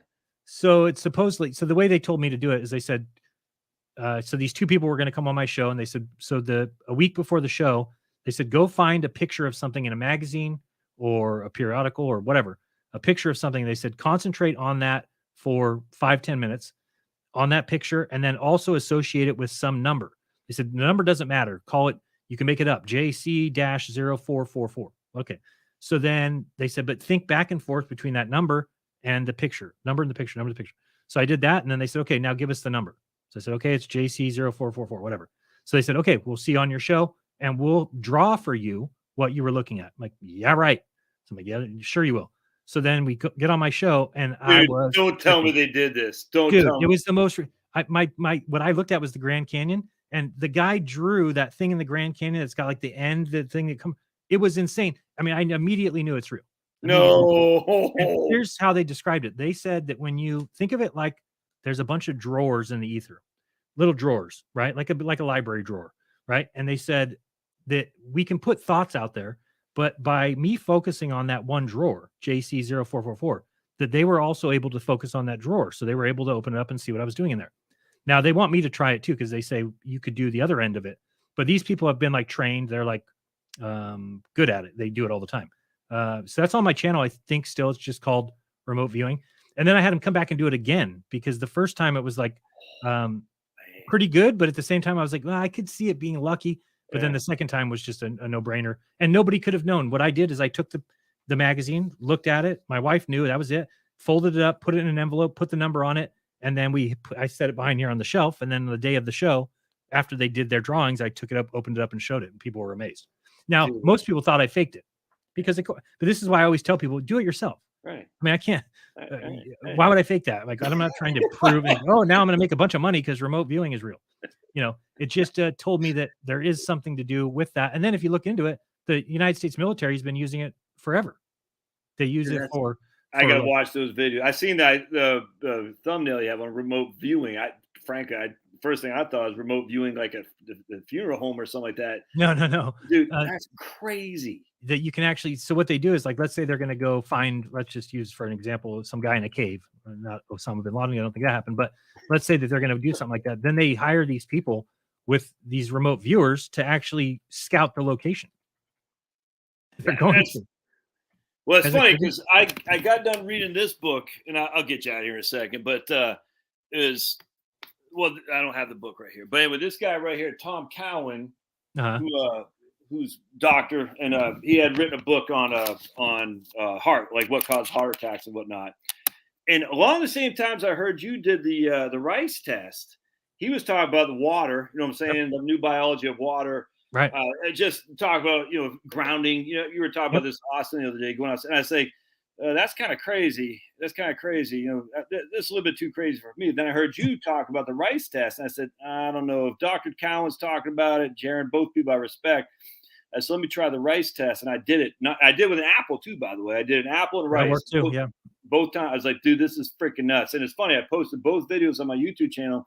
You still be stunned how many people think they just get like visceral, like angry. But I'm like, I don't get this. It's weird. I'm like, dude, I'm just doing it. I mean, you don't have to agree with it, but like, right. And then those people, if they're like really into science and things like that, they'll be like, oh, I'll do it. And it won't work. But you're like, yeah, because you won't go through with it. It won't work. Of course it won't work because if you're not actually putting the effort into it, the love and the hate, then of course it's not going to work. And then that's not proof that it didn't work. So that's why I tell anybody who doubts it, you have to do it yourself, and you'll make your own choice. But give it a fair shake. Don't just say this ain't gonna work. And I mean, my wife's got 8 brothers and sisters, man. Her dad died young. She's a skeptical skeptic, if that makes sense. I can't get anything over on her. Trust me. She knows everything I'm up to. And I said, look, this, and she goes, that's crazy. And then it's like, if she can buy it, my goodness. Anyway. All right, dude, I got you on here for an hour. Let's do it. I didn't want to keep this long. That's okay. That's fantastic, dude. You can finish off with anything else you want. I got another couple minutes. Yeah, man. I just, right here, Michael Jaco, Navy SEAL, Jill crushes. She, this is a lady who's commenting right now. You can't see it, I don't think, but she said Navy SEAL did remote viewing, a guy named Michael Jaco. That's crazy. Yeah, they've got, I mean, if you look into it, just look up remote viewing, U.S. government. I mean, it's been used in the military. Now, science, again, will say that there's no proof of it. But again, how are they going to test that? But I mean, it's kind of like no proof that it doesn't work. Kind of like, I don't believe that the rice experiment didn't work. You're like, yes, but I did it for myself. I saw it with my own very eyes. And they'll say, oh, it was, what do they call it? Confirmation bias. It's like, yeah, you can say whatever you want, but there's clearly one of the rices looked like shit and the other one looked edible. How is it just so happens to be that it's the one that they should all decay the same? And not only that, but you've done it on multiple occasions. I think it goes back to the Jesuits and the religion, and the Jews, the Jesuits, Masons. I don't even care who the boogeyman is of the day. I literally could care less. The Nazis, they don't care. They just want people to be in their. They got the Bible and they said, if you don't agree with my King James, you are not believing the true word. And they don't care. They just say you have to believe. It's just they want you to compartmentalize or whatever that word is. Red versus blue. Right. And it's just and once you break free from that, I just wish, I don't know, man. It's like liberating, Jared. It's like I feel great. Do you still get kind of frustrated though? Like you've been at this a lot longer than I have. Do you get frustrated? Like, how can people not only not see, but it's like they don't even want to? It's like they want to stay in their, Yeah, I guess it took me a while to learn that truth isn't for everybody, right? Mm-hmm. So once I learned that, and I kind of accepted that, like it's not my job to convince people. Yeah, it's because think about it. In any argument you've ever had, you've never convinced somebody in real time. It's just not something that happens. It's like usually what happens is you'll have a argument with somebody, and then months down the road, maybe they'll realize that they were wrong. But it's never like in real time that you're arguing with somebody about, and they're like, "Oh, you're right. Actually, the Earth is flat." Right? That's just never happens. So once I learned that, it's like, okay, my job is to plant the seed. At least let people know that something else exists, and then recommend that they look into it. Right? And then that's all. That's really my job. After that, it's on them. I found out with my friends the hard way at first. As soon as I found out about flat Earth, I went to them and said, "Oh, the Earth's flat," and they're like, "Yeah, right. Yeah, right. Oh, I'm sure you know," and the physicists don't. And it's like, all right. So then I kind of left them alone and stopped talking about it completely. Well, months and months and months went by, and then remember when Elon Musk put the Tesla in space? So then they called me, then they started calling me saying, "Is this supposed to be real?" Like, yes, that's supposed to be in space. They're like, "No, it's fake as could be." I'm like, "I told you." And they're like, "Okay, now I want to talk to you about flat." So I think if you leave it open, then people will find you as like a it's so real it has to be, or so fake it has to be real. Boy, yeah, that's when that happened. You can tell it's real because it looks so fake. Which is the dumbest statement ever. It's the equivalent of somebody saying you can tell she's fat because she looks so thin. Yeah, that whole thing with Elon Musk, so that now he's a right-wing guy. I'm like, dude, Elon Musk is such a plant. It's mind-boggling. It's just the whole. I don't care. People shouldn't fall for that one because he's definitely involved. In fact, he's like kind of dumb, really. I mean, if anyone just looks at their newspapers.com collection of the older Elon Musk, you're like, this guy's just a stooge, man. I just think he's a never mind his dad. And his mom was a glamour model. His dad, you know what I'm saying? I don't know. His dad married his stepdaughter and had a baby with her. After he married his freaking wife, who was like some Canadian glamour model, or what? You know what I'm saying? Yeah, you mean the one that's Elon? Yeah, Elon's mom, and then after her, he married her daughter. No. Yeah, Elon Musk's dad is married to Elon Musk's sister. Dude, this is like freaking Einstein all over again, man. Holy crap. Are you kidding me?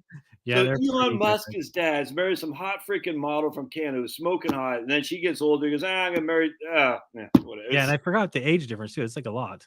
Dude, it's like, it's the funny thing is you start looking, and it's funny because you start looking and you can't help but laugh. Like you start seeing the Einstein crap and you're just like, and like how he was promoted and all this stuff. You're like, oh my goodness, man. But you always got to have a boogeyman. It's got to be that level of, the Jesuits or the Jews or the Muslims or the Catholics or the Baptists. It's always got to be one group of people to focus our ire on. And it's like, yeah, they do that. Right? They just like to distract you. It totally. Yeah. His name is Errol Musk. He's 76. He has 2 children with his stepdaughter, Jana, 35. And he was married to her mom for 2 years during the 90s. So it's a stepdaughter, and they're married now with 2 kids. You can watch the Owen debate with your boy Jim Bob on the Trinity. What? Owen, when's that? Wednesday, 12 p.m. your time. No, 12 p.m. Mountain Time. Owen and Jim Bob. Oh, that's great. I don't like Jim Bob at all. So. I know you don't. It's funny. It's weird. I don't know what his issue is with it. It's strange, man. I'm like, I like Jim Bob. It's Christians have, Christians don't like me much because I question everything. And I think that to think, just like I say about space, right, is they lie to us about everything. So to think that they lie to us about everything, but they tell us the truth about 25 trillion miles away is literally the dumbest thing you can believe. And people believe it. People are just like, no, they lied to us about this and they lied to us about that, but they're telling the truth about the size of the sun. Yeah, right. Okay, whatever you think, whatever you say. The sun is not 867,000 miles wide. It's a joke. The thing that got me was Polaris, that they changed it from 430 light years away to 330. Now I think it's gone back again. I'm saying, 2,000 trillion miles. That's science right there. But the Jim Bob thing in never see that far. It's stupid. Will be a lot of fun. I think it is. If people still have that belief, and if anyone who doesn't see it the way they see it, they're, I hate to say it, but they're heretical or heretics. And I wish people would get out of that mindset. And I'm sure I still have it, frankly, in my own some areas of me. But once you break free more and more of that mindset of everyone else is wrong except for me because they don't see it, I just think it opens up a different world, man. And it just makes it makes you humble. And I think being humble Yeah. is a good way to be. You know what I'm saying? Well, I Yeah. think this is a test. For myself, I think this is a testing ground. It is amazing. I think it exists only in the mind of God. Like God is responsible for all this, Oh yeah. and I think that it's a test. It's a very difficult test, and few will pass it. And then I think we most likely come back if you're in kind of that middle group. And then I think that some people die and sleep forever. So I don't believe in hell. I don't believe in heaven per se. I think that there is more beyond this. There's another plane of existence or another test, if you will. But I feel very few people probably move on to that because you have to basically shield yourself from all these lies.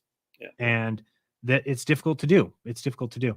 So, my difference between opinion between Jim Bob and me is that Jim Bob says that no matter what the creator does, we're not allowed to question him based on our morals. Right. And to me, I'm like, no, God gave me my morals. Yeah. Therefore, I'm supposed to use them to determine who is God. If the Old Testament God is advocating for slavery, which he clearly does. He says, hey, you can go take slaves from this nation and they can be your property for life. And then you can bequeath them to your children. It's like God, no creator would ever say that. He's not, the creator doesn't allow you to own other humans. So that's enough for me to say, okay, well, whoever was writing about the Old Testament God is just a man who's writing their opinion of what they think God would say, not what actually God would say. So then, Jim Bob gets real upset at that and says, and I'm like, I tried to get it out of him. Like, well, at what point would you read the Bible and be like, oh, this isn't God? I said, what if it said in there that he went down and raped all the women? Right. Like, because what Jim Bob's opinion is that we have to believe in God and we have to worship him regardless of what he does. And so like that to me is part of the test. The test, if I was the creator, I would do that. I would put that down there and I'd be like, let's see if these people actually worship me no matter what it says I did. And so the difference between me and you guys, or me and Christians for the most part, is I say God's never killed anybody. And when I say that, I get yelled at. Well, they'll call you an atheist. That's what pisses me off. I don't like just because you don't see it the way that guy does makes you an atheist. An atheist means you don't. No, I clearly know that there's a creator. You can just look around the world. The world is created. It's got intelligence behind it. Look at our DNA. Everything. So that's without any question. But then to think that creator also wrote a book and also did all these things, and then I get told that the Old Testament God is the same as Jesus. It's like, no, they're completely different characters. Like Jesus is love your neighbor, love your enemy, turn the other cheek. When the Old Testament God was like, kill everybody. So like, that's not the same person. And he even says, I'm never changing. He says, I'm God. I'm not a man. I'm not a son of man. I'm your only savior. But then he came as a son, the son of man, as your savior. None of it makes sense as far as them being the same character. Love the debate, man, that they're going to have on Wednesday. That's going to be interesting on the Trinity. Yeah. Because the Trinity isn't mentioned in the Old Testament. How dare you? I know. But it's just funny too, because I look at some, and I do my daily Bible reading, and I find some. I said like Ecclesiastes. I'm like, that doesn't sound divinely inspired to me. It sounds like a guy who's, this is Solomon trying to get with some chicks that he probably going to be, getting jiggy with it. You can't convince me that's divinely inspired. And people say, well, it's all divinely inspired. I say, I don't think so. I don't think that is. And then you don't believe in the King James. Or I said, well, how did the King James get made? And I don't know if you saw that. I did a video on it today with Terry Eicher. He said, the King James took the Tyndale Bible and they took out the words flat earth. It literally says in the Tyndale Bible, flat earth in King James. So it's like, so who's right here? I mean, if this is God's inspired word, then there's somebody that's not right. And, Tyndale was predecessor of King James. And the whole thing's just weird to me. And I sit there at the end of the day, I just get on my knees and I say, the creator of all things, I happen to believe Jesus rose from the dead. I don't know the whole mystery behind it. And I'm very comfortable with that. And I just absolutely don't know what happens next. But I tell you, man, it's like and just going back to circle this whole thing up, when you don't have to go back to a crappy old job, you can take the time to actually think this stuff through. And where you got to go back to a crappy old job, you got to say, I got to get the freaking snow shovels out, but you're in Monterey. You don't have time for all this. And that's why I just wish people would say, how much money do you actually need to have to live? And look, man, I got a mortgage. I got 4 kids. We probably live pretty large relative to the world as a whole. I know we do, but it's just like, how much money you need? I think people just have this feeling like they can't get by unless they're making, the bank that they have while they're working. I said, I don't know. I'm not sure because I quit my job, dude. I was making 200,000 a year, Jaron. Oh, geez. And I quit in 2017, 2018. I didn't make crap. You know what I'm saying? It's nuts. And I had to take basically my same, dude. I'm literally saying you and I have a lot of the same trajectory. Took out 130,000 on my 401k, penalty and taxes to basically put 100,000 bucks in my bank account so we could live on. Right. And I said, when that money's gone, I'm going back to work. And thank the good Lord, it didn't happen. It could happen again, but it hadn't happened. This is 5 years now. And I said, when that money, that's it, we're done. And I'm investing essentially in my business, and it worked. But it's scary, man. But it's just scary. But then again, I've never once regretted it, which is, 100%. And I think that what people do is they get very stuck in it, and they just, it's too scary. But really, ask anybody who's ever quit their job, and they're all happy about it. real quick, did you see? You do too much content, but Owen today was talking about Chat GPT. There's a word you can't say, even if you would have said this one word, it would save 6 million Jews. And the Chat GPT said, never say that word ever, even if it saves 6 million Jews. And I'm just thinking back, like, really said that? Yeah, it's crazy, dude. It's nuts. I'm sitting there thinking, this is what we're worried is going to take us over. Is that crap? It kind of going back to how dare you say anything about that could be, your own perception of the Bible, how you could question anything about it. I'm like, but I think God makes us congruent to be able to question. I think he gave us this gray matter to ask questions. I don't think God wants us to be just mindless. There's no way he put us here in order to read a book, believe it, and then just sit at your house and wait for Jesus to come back. But no way. Why would he do that? If he did that, he wouldn't need us to begin with. I mean, I just don't understand. Anyway. Dude, you're the man, Jaron. I tell you, Jaronism, I'll put links to the show notes if you guys are interested in Jaronism stuff. It's Jaronism on YouTube, on Rockfin. The guy just crushes, man. And you've been a big impact in my life, big man. I just wanted you to know that. The rice experiment for me was everything. I'm telling you right now, I said there's no flipping way this is going to work. I'm going to show you something real quick here. See if I share my screen if I can. Just one thing. And then do I need to share, let you do it? Or I think it'll let me. You'll have to put my little screen up there if I do it. Share screen. Screen one. Okay. Can you? Should be on there. And tell me when I'm on there. There you go. Okay, so this is the remote viewing. I just want to show you. So this is one of the things that this guy drew that he thought I was looking at. And let me go back to 119. I think this is what she drew. So she drew this here, she was talking about a cliff. She saw cliffs and like this. She said there's cliffs. It's like waterfalls kind of motion. It's down from the cliffs, people standing up top of cliffs. And then this guy came and showed this, this one here. So he kept showing this little circle with a thing in the middle of it, like a keyhole, but he was saying that there was people gathering around it. There was like a river, water. So it was pretty crazy. Then I started asking people which of these did they think it was, because then I showed the picture that I was looking at, and this was it. What's crazy is that look at this thing. So you go back and look at what he was drawing, that's crazy. Yeah. And that's like identical to what he was drawing. So literally that. Yeah, like I think I had it right here. I mean, he's drawing this. He kept saying like there's a stop, there's something in the middle, there's a circle, and they don't know what they're drawing. They're just guessing, right? So pretty crazy. And then look at that. I mean, that's nuts, man. There's the thing in the middle with the. I mean, it's literally the same. That's literally this.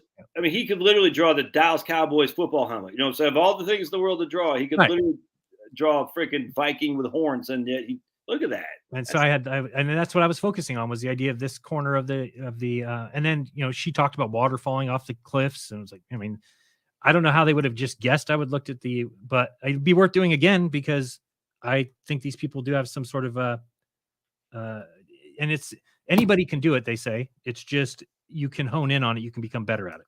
Well, the crazy thing is, you got pets, Jaron? I did. Yep. Well, I got 2 dogs. They literally know each other's. I mean, they're on a different wavelength, man. You know what I'm saying? Yeah, and the Rupert Sheldrake did the morphic resonance thing where they did an experiment where they would send somebody away from the house, the dog would be waiting at home, and they were supposed to start thinking about going home like 10 minutes before, or, whatever, and going home at different times, and the pets knew that they were coming home. It's like crazy. I don't remember the experiment how it went down, but that just tells us that there's so much that we don't know that we're hidden from. So that's why when people say the Bible's true, Christianity's true, I'm like, okay, you could say that, but it's in every hotel room for free in the middle drawer. So I don't think that when the truth is out there, we don't see the government just handing out the truth. We see the government handing out lies, and they hide the truth. So, and people are like, oh, Christianity is so held back. It's like, no, it's not. Creflo Dollar makes $14 million a year. Joel Osteen has a $14 million house. Like these are not held back. Those people are allowed to operate with immunity, with no taxes. The government will take taxes from you no matter what, but except for if you're a church. If you're a church, like, oh, go ahead, we don't take your taxes. Why? It's because I think the church creates the person that the government wants, right? They want the Jesus Christ. They want, when the government comes after you, they want you to let them do whatever they want and let them hang you on a tree. They want you to be complacent. They want you to be turn the other cheek, love your enemies, because what it does is it allows the evil ones to reign supreme. And that's what we're dealing with right now, is a bunch of evil bastards who get away with it because a bunch of people are waiting for Jesus to come back. Well, there's a guy named Harry Hubbard on YouTube, and I'm going to interview him one time here pretty soon too. And he talks about that with the old, the Dead Sea Scrolls and stuff. He said, this stuff is, in terms of what's called Block Hebrew versus Phoenician, Phoenician script. Right. But he's like, this is all fake, dude. I'm putting words in his mouth. So if he's watching, I doubt. Yeah. Again, I mean, it's just, what are the chance? 1950. The same year as Israel, by the way. Right. Literally the same year. I'm shocking. Anyway, his whole thing was, the whole point was to get you to capitulate, to obey, with Paul, just do what your leaders say. We want you to capitulate, do what your leaders say. Because anybody who thinks that the Bible is God's word, you just need to go to Romans 13 and tell me how you believe that that's God writing that. It says all governments are placed there by God. Yeah. To go against a government is to go against God. And did you get a vaccine? Right, well, what I'm saying, how do you square that circle, man? You just have to realize that governments wrote it. If governments went to the scribe and said, "Hey, scribe, write in there this, and this," and he's like, "I don't want." Well, this one time, Jaron, is okay. I didn't want to get it because there was no scientific evidence. But you're like, wait a second. The government said they were giving you free French fries. Right. Come on. Right. And then I'm so thank God that I didn't take that. Really, thank God. It's funny because my son is 2, and they're like calling me like, "Hey, we're already like setting up our children who aren't vaccinated for the future because it's just going to be a bunch of tainted blood." Yeah, I cannot imagine the idea of taking my young child to. What kind of brainwashing do you have to? I'll finish with this. This is the most insane thing to me. Imagine the amount of evidence I would have to side with the American government and big pharma against other citizens. It's astronomical. And that's not even what happened. What happened was we had government and big pharma talking, and then people filming us for not wearing masks, reporting you, yelling at you, calling you anti-science. It's like insanity to me. It's like, how do you think? First of all, why would big pharma create a product that makes you healthy? It's the dumbest shit I've ever heard in my life. It's like, what would you think if Oreo came out with a cookie? Here's our new cookie. It makes you not like Oreo cookies. You'd be like, what? Why would you do that? You're not going to make that cookie because that's going to hurt your business. That's what Pfizer does. They make a product that you think is going to make you healthy when they make money when you're not healthy. So it's just stupidity. And it's, and then the news is all funded completely by big pharma. So that's why the news just sits there and says safe and effective, safe and effective. They won't even mention that, the Daryl Hamlin thing, or, the guy who passes out in the football game. They don't even mention, it's like, if it was real reporters, somebody would think, we got a lot of sports stars that are, passing out on the field that they've never done before. I wonder what we've done differently the last couple of years that would, that mandatory shot, maybe I should look into that. But they act like it doesn't exist. So it's like not even real reporting. Everybody we get is a talking head. It's not even that. I expect that from those guys. It's the regular run-of-the-mill Americans or just people. Well, let me explain that, because that is because of people working. So yes, when I was a store manager, my entire connection with the world was the 30 minutes I drove to work and listened to the news. And what people don't realize is you adopt that belief system. Whoever's reading the news to you, because whatever their opinion is of a certain event, you adopt that. So you go to the water cooler at work and somebody says, "What do you think about this event?" And you're just going to repeat whatever the news told you. That's otherwise you can't involve yourself in society. So that's what they do well. So all the people that were against or pro-mask, thought COVID was going to kill them, all those people are people that had jobs because absolutely they didn't have they don't have their own opinions. They're actually given their opinion from the mainstream news. So that's why that happens. And then this actually might have bit them in the back, though, because a lot of people who then came home, who didn't work for a long time, had time to look into things, that's when you really, you can expose some of these things. So the other thing is, I mean, if you think about it, is there anybody that was anti-vax that's now pro-vax? Right, 100%, man. No. But is there people that were pro-vax that are anti-vax? Tons of people, just like these doctors. Might have heard them, and we hate to go through 3 years of that, and they'll probably do it again. I wouldn't doubt it. I see people wearing masks again. Is they requiring that or something? Idiots. I saw a guy just yesterday, Jared, coming out. I got some coffee from Dunkin' Donuts. This guy, heavy guy, coming out of Dunkin' Donuts, and we're in Georgia, nice day, and a big guy with 2 bags of Dunkin' Donuts, but he was masked up, man. And how dare you not have your mask on? He didn't give me a hard look. I was like, okay. Here's what you should do when you see some of those people in a mask. Just like when they're not looking at you, say, "Excuse me, ma'am," and then when they turn to you, and then say, "Oh, I'm sorry, I saw the mask," and then you ask them a question and piss them off. Do that to some men; they'll really not like that very much. I can't, because I literally look at it. I'm like, I can't. You know what I'm saying? I'm like, No, and like even people like I was proud of my whole life. Like my dad, I thought, I think he thought we didn't go to the moon. So like that. But then one day we're at his house and he's talking about his wife and he's like, and I'm getting pissed at the grocery store. There's people going down the aisle the wrong way. I'm like, Dad, I'll fucking knock you so hard. Oh my goodness. And then speaking of that, at the same time, my sister and my dad's wife are talking and she's like, do you know people are faking those paper certificates with those shots? And she's like, yeah, I know. And she's like, I think we need like an app on our phone that they can set. I'm like, oh my God. What?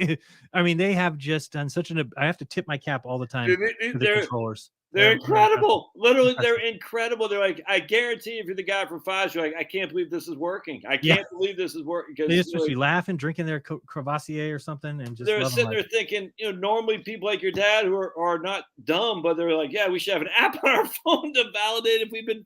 Like, what? And I think they did that on purpose too. They did the paper ones on purpose, knowing people would fake them. Then they would have some sort of controversy about that. Now, the next time when it happens, they're going to be like, well, we can't do the paper ones. Remember, people were faking them. Right. People will be like, oh, you're right. People were faking them. So but they'll always say, if you want to keep your job, you will do what we say. And people say, I can't afford to lose my job because I don't know how I'll get by. Well, do you know, like housing the homeless for a year is $20 billion. Well, I mean, NASA makes, so $20 billion is not much. If you look at our entire budget, it's not much at all. And that would solve homelessness. But the reason they can't do that is because they need the homeless to scare the middle class. Yeah, 100%. Dude, absolutely. You're one paycheck away from being those guys. They need those people on the tent on the side of the freeway. They would, if they could just, they would house them. We have the ability to do so. But then you wouldn't be afraid of losing your job. You would be like, oh, I'll just go live in a shelter like those guys. They'll say, if you don't do this, you will be like that. And people say, okay, I'll keep doing this because I don't want to. We see the crazy people wandering around talking to themselves, carrying carts full of stuff. And you're like, that's the last thing I want to do. And so you stay with your dead end job. Yep. Yeah. Yep. All right. Well, I'll let you go. I know you got the rest of your show. Hey, tell everybody I said you're the best, Jaron. Love you, man. Just, peace, keep crushing, man. Thanks, buddy. Later. Thanks, man. All right, I'm still here, guys. If you guys have stuff to talk about, I mean, that was, for me, that's just a world of fun. I loved it. I don't have to agree with everything everyone says, and that'd be crazy to do so. I just, and you don't have to get mad at me if I have people on here who have a different opinion than you. It's okay. It's okay. It doesn't mean if someone has a different opinion that we have to, put up walls and, call everybody evil. I know I probably do that on occasion. Because my side is a good side, the other side is the evil side. The reason for that guy is because he was one who opened my eyes up to the rice experiment. And for me, the rice experiment was, I couldn't believe it, man. I was like, this can't work. And I had just got done reading Tom Cowan's book on what causes heart attacks. And critical rational thinking, right on, Carl. How dare you, Carl? Carl says, he wants to call CRT critical rational thinking while he names himself pooping while standing. Okay. Jill said the shots were against my Christian beliefs. 100% Jill. It's freaking evil, man. No other way around that. Hey, thanks, Jeremy. Jeremy's crushing, man. Jeremy's on Rumble. He's crushing. And I just, look, just because you have a job doesn't mean you're a bad guy or anything. I'm not saying that. I mean, we all have to have jobs, for heaven's sake. I mean, I have to, follow this. Yeah, right. That's it. Right on, Andrew. It's okay. There are people out there who have a different thought process than me. How dare they? How dare they? And the thing is, it's interesting is my thought processes changes as I age and get new information, and other people might too, and might not. I mean, right now, I mean, I'm a different guy than I was 5 years ago in terms of my mind. You know what I'm saying? I just am. I think I'm a better man for it, but I'm also a different guy than I was 10 years ago because I never understood like politicians like, I've always been pro-life since, I was in my diapers. I've always been for the Second Amendment since I was in my diapers. I don't like that crap. I like it when you come to a place that you've had a chance to think about research and live, your lived experience is what brought you to believe in X, Y, Z. And I don't think just because your mom told you should be a pro-American or pro-Second Amendment guy, then I never understood this. Why is it bad to change your position? Never understood, man. We have a mind to think for ourselves. Yeah, but people and it's sad to see my man, I'm drawing a blank, his name, Tom, I could tell he was not happy, but I like the guy. Tom's a good guy, man. I very much like him and enjoy his, being part of the channel. But my thing is, it's not unreasonable to think the U.S. government can do bad things. I don't think anyone would disagree with that. And then you look at Ruby Ridge, that was the U.S. government doing bad things. And what happened to Lon Henrik, something like that, the guy who shot Randy Weaver's wife, Vicky Weaver, and child. What happened to Lon? Nothing. Nothing, got promoted. All right. We know what happened in Waco. And this is just the modern stuff. Never mind the stuff they did, Operation Move, and all these other things that the FBI, the CIA have done throughout the past. I just don't think it's outside the realm to consider that maybe there was an involvement. I always thought that Oklahoma City thing, there was something involved there. I didn't know what it was, but I remember they used that. Bill Clinton, I'll never forget it. He used Oklahoma City to go after the militia and Rush Limbaugh. I said, how ironic is that? Bill Clinton used, Pablo got your pot plants again, right on. Yeah, that's right. Right on, man. He used that to attack Rush Limbaugh, people on the right, the Michigan militia.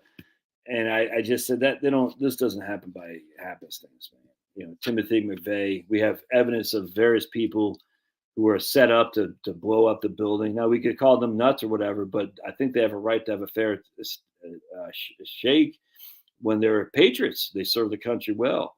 And they were said, hey, we need you to go to Oklahoma City and bomb the Murrah building. And the guy said, I'm not going to do that. And he said, well, we need you to. And, you could call that guy crazy. I forgot the guy's name off the top of my head. But, there was a guy who was told to do that. He said, I'm not going to do it. And he was a patriot. He wasn't just some, he wasn't a crazy guy. He was a Randy Weaver. You know what I'm saying? And anyway, so then you have Oklahoma City, which led to the beginning of the big takeover, from the federal government. And then, of course, we led right into 9/11. It's just, what is that? Janet Reno, 100%, man. Janet Reno. See, that's the thing. The old lady new to VR. Right on. All right, there you go. I'm not familiar with you. I completely see. One of the things that I like to do is I like to hear some. I was like, I don't think we went to the moon anymore. I don't, and I don't think that if you're new here, you might say, I can't believe you. I don't think we do. And the more I listen to the ideas of the people who are propagating that, I was on a chat, well, not chat, but a YouTube thing. And a guy said, because I could not believe I was watching the Neil deGrasse Tyson, Bill Nye, and some lady, I don't know who it was, saying these are the proofs we went to the moon. I was like, all right, I want to hear that because literally, I don't want to think that we didn't go to the moon. I want to think we did. I don't want to think that the government lied to us. I want to think that we did. So I'm watching this video. I'm like, that's it. It was weak. Basically, their evidence was it cost too much to fake it. I said, what? It costs more to fake it than to go is essentially the evidence. And I said, that's not very convincing. Anyway, and so I'm on there and I'm putting a couple comments on there and, I get obliterated because, if it's got Bill Nye and Neil deGrasse Tyson, all the moon people are going to jump on you. And this one guy posted 31 reasons we went to the moon. And I said, well, okay, that's good. And the first 5 is like, you could destroy those in 2 seconds flat. I was like, oh, these are easy, man. You know what I'm saying? The reflector off the moon. I said, well, they were doing that before the moon, people were on the moon. MIT was reflecting, supposedly, if you want to believe it, lasers off the moon in like late 50s and early 60s, well before Apollo 11. And there's some other ones I said, well, those are easy. So I said, all right, well, I'll give you time to lick your wounds, you know what I'm saying? Because I just smoked you, but I'll come back and look at the other 26 or whatever he had. I come back and he deleted his comments. And I said, man, so why'd you delete your comments? I mean, I that was an interesting, I don't know. I mean, I'm kind of cocky, but I was like, look, the reflectors of the moon has been so you can destroy that easily, just by the fact we did that before the Apollo 11 happened. Anyway, but whatever. And I'm sitting there thinking you could make a case that we could not do that if the Russians didn't have something on the moon. Okay, we can argue that, but that's again, people on the moon, proven by reflectors off the moon. That's not congruent. And I said, why'd you debate? You know, I don't know who he was. Demon Runner, that's what his name was. Demon Runner. I said, why you delete your comments, man? Because I thought I was really looking forward to reading the other 26. I was. Because there are some ones that are evidence that I'm like, yeah, okay, that's interesting. You know what I'm saying? And I don't know the answer to it. Like, for instance, how can you see Polaris? You can't see Polaris in the southern hemisphere, and if in the northern hemisphere, you can't see the Southern Cross. And that's a good argument, or the Venus against like a flat Earth. That's interesting to me, and because I don't know the answer to that. And it's if you start looking a little bit deeper, you say, okay, there's some good reasonings against that argument to prove a globe Earth. It doesn't prove the Earth is flat, but there are reasons for that. But I just talked to God today, or I said, I don't know. That's a good question. I don't know why I can't see the Southern Cross in the Northern Hemisphere, or vice versa. And there are some instances of that, of some reasons for that. That I said, okay, that's pretty interesting. I don't know, but not to be open to idea. It just goes back to the vax stuff. All these people say it's science. Why would they lie? Why would they lie about the vaxes? I'm like, I don't even know if they know they're lying, frankly. You know what I'm saying? I mean, I'm sure there's some big guy up here someplace who knows he's lying. But I said, but why would you not be open to the idea that there might be more that you can see here? And anyway, the more vitriol I get on a certain topic, the more I know I'm onto something, because it shows that people, they have a need to believe and propagate, whatever that word is, promote an idea to validate something that's going on internally for them. And I'm not like that. I just don't. I don't have that same. I'm open to many things. Hell, I'd be even open up to anti-Second Amendment stuff. But I've already been down that road so many times. It's silly to go down that now. You know what I'm saying? But I mean, I could if someone were to say, hey, the AR-15 is. I don't know what.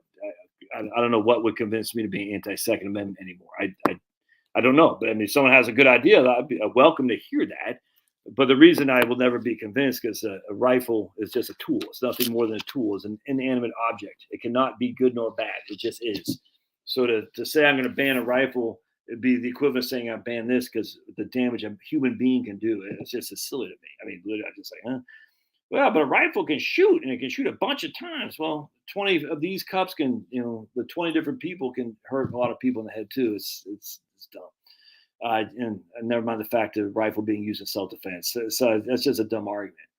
Abortion is a good argument. I mean, you can make a case that I don't like it because I believe it's literally we're made in God's image, and babies have just about as much to live as you do, even if they're born to unfavorable circumstances. Who makes that choice, man? You know what I'm saying? But I mean, you can make good arguments why abortion should be legal. I don't like it. I'd ban abortion 100%. I'm obviously it's not going to happen in my lifetime, but I would. But you can make good cases why it should be legal, and I can make, I think, valid cases it shouldn't be. You shouldn't hold a baby accountable for the actions of human beings that he had nothing to do with. I mean, a baby wants to live just like you want to live. So why are you going to ruin the life of a baby because of inconvenience? That's I find that actually quite evil. Now you can make a case, well, they're Down syndrome and stuff, and I say, well, I mean, lots of people have Down syndrome children are freaking happy as can be because they look at the joy of a Down syndrome child and they find nothing but wholesome righteousness in there. Yeah, it's painful. Yes, it's costly. Yes.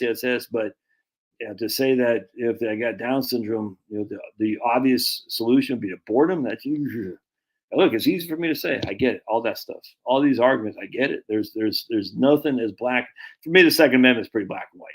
Abortion, just because I know it's a baby, is pretty black and white. You have good arguments that could be used for those sides against my side. I get it, but you'll never convince me because I don't buy it. legalizing drugs. I've been in favor of legalizing drugs for freaking decades now.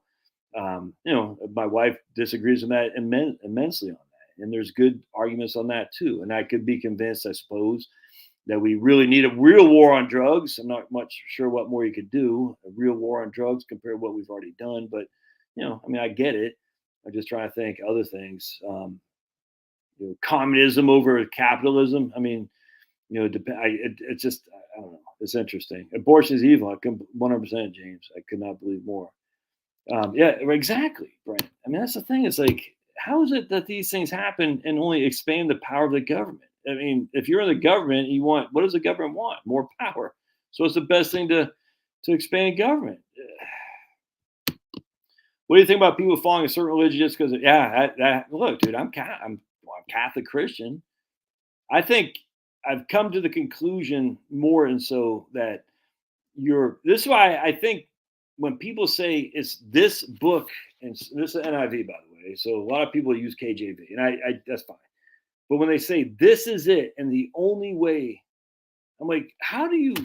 I just find that I don't buy that. That's the only way, maybe, to people who have been told about this, but people have been told other ways have their own other ways, if that makes sense. And I don't know why people find that so offensive. I know the Great Commission. I get it. I know what it says, the Great Commission from Matthew. But if this is this holy book and what it says in here is the only way to God, and the only way you have that holy book is because of your circumstances of your birth, I don't buy that, man. I don't. I think God is bigger than any of that. I think I think what happens is the convenience store of God in Christianity in particular. And I can't speak of Islam. I can't speak of Jewish being Jewish. We have a huge convenience store of God mentality. I'm gonna put my dollar in. I'm gonna get back what I want to validate my religion or justify what I'm doing in my life. And I don't. I think that's not good. I think God is so much bigger. It's almost like when people say they can see the curve of the earth from a plane, you can't. You just come on. It's like discounting how big the earth is, if that makes sense. The earth is giganosaur, man. It's ginormous. To be up 35,000 feet and think you can see the curve, you can't. The earth is so big. 25,000 miles circumference, 6,000 miles radius. To think you can see that curving from 40,000 feet. Ooh, I kind of think it's the same thing with God. This is my, look, I'm still Christian. Do not come off this thinking I love Jesus, man. And I have some questions about the Trinity, frankly, but I love Jesus. Now, whether or not Jesus is God, you know what I'm saying, or whether or not Jesus was risen from the dead as he predicted he would, that's for me, the Easter is what matters for me more than anything. Did Jesus die? Yes. Was Jesus alive? Yes. Did he die? Yes. Did he say he'll be risen from the dead? If the answer is yes, then that he had some kind of in with the big guy upstairs. Now, whether he was actually God or he knew because God, basically said, "You are the only you are. I'm happy with you. You are my son," or whatever. Either that's good enough for me, man. I'm cool. I'm on Team Jesus, if that makes sense. Can I validate and prove all that? No, but we got a lot of evidence that not only was Jesus alive, well, inherently we know he's dead if he was alive. We got a lot of evidence that says he rose from the dead as well, and outside of just Josephus, by the way. And so, anyway, the point being is we have lots of evidence that said Jesus rose from the dead. He's over 500 people saw the risen Jesus, and many of those same people who saw the risen Jesus died for the risen Jesus. Those same people who denied him while he was still alive. Peter comes to mind. You know what I'm saying? And that seems pretty. I'm pretty convinced by that. That's cool by me right there. I'm on Team Jesus, and I have no apologies whatsoever. Not so sure if Jesus is actually the Son of God or 1 + 1 + 1 = 1. I don't know about that. It's weird that whenever we say Jesus is God, God is God, but we never really talk about the Holy Ghost that much. It's odd because why is he's kind of thrown to the back, the Holy Spirit? And I don't know. It's of interest. Catholic Church never made the leaders. I don't get it. I don't get. Jesus died for everybody, brother. Jesus died for everybody, man.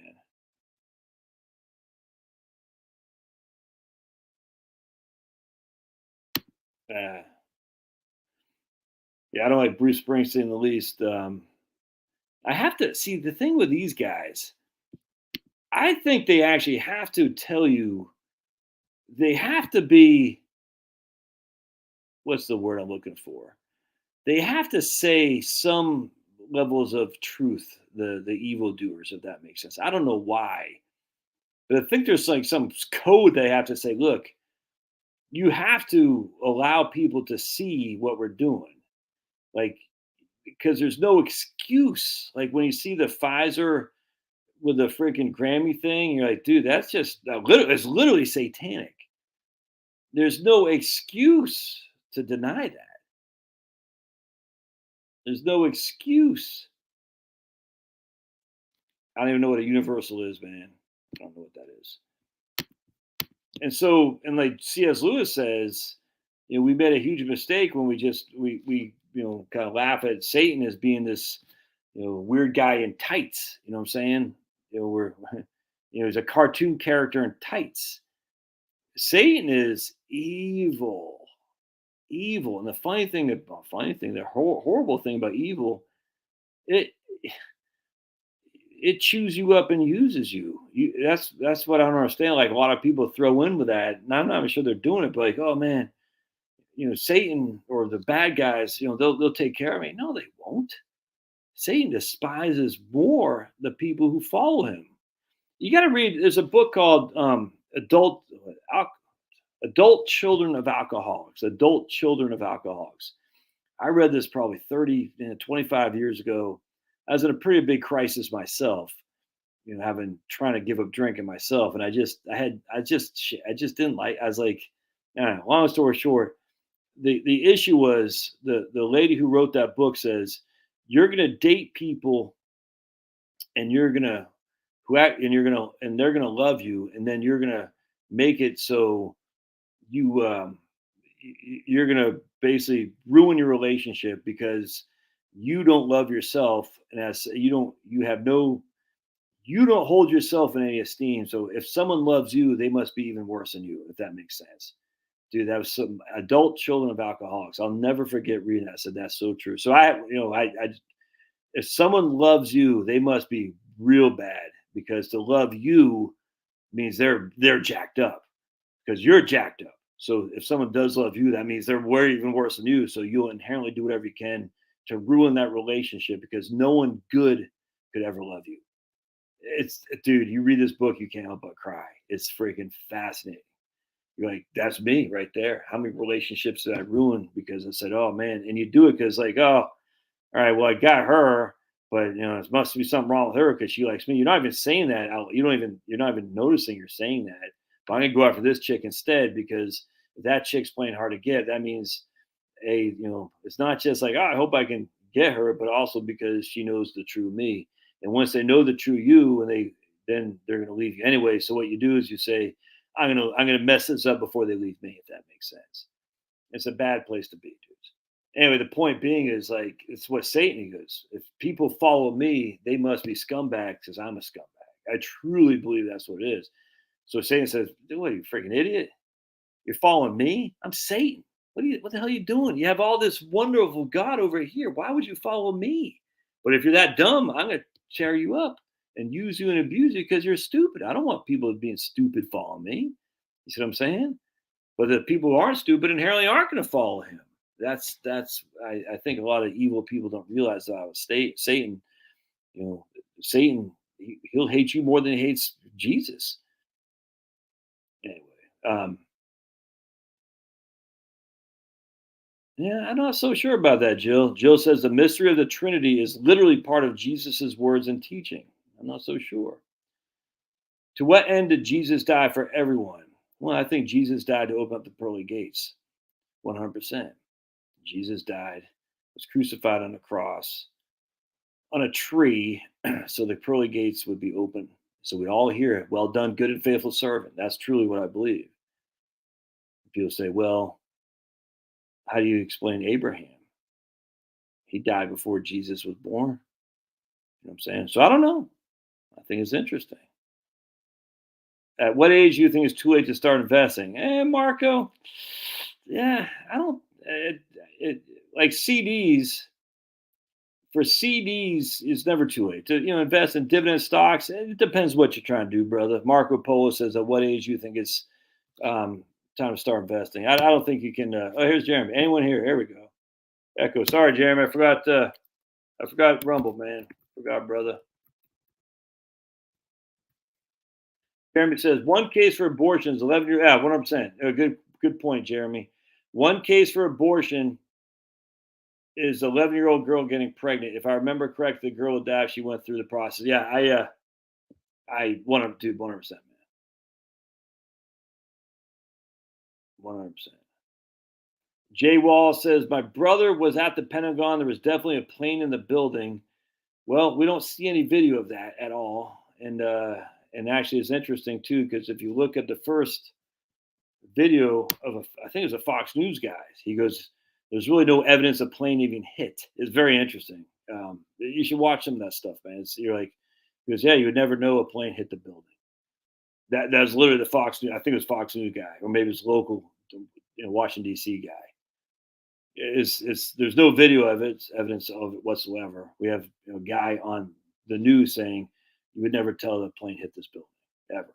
So I don't know what your brother is. I don't know what his circumstance was, but we have other events that say, we don't have any video evidence of that, and there's people saying there's nothing there. Crazy. Everyone goes to the pearly gates. That's universalism. Yeah. Yeah, I don't know. I just think God is so big. I don't think God can be confined in this book. I'm sorry. I just don't. I think God is so much bigger than that. I mean, if anyone were to sit there and say, well, you're not a Christian, then I'd say, okay, according to your Christianity, I am a Christian. I live in Jesus, man.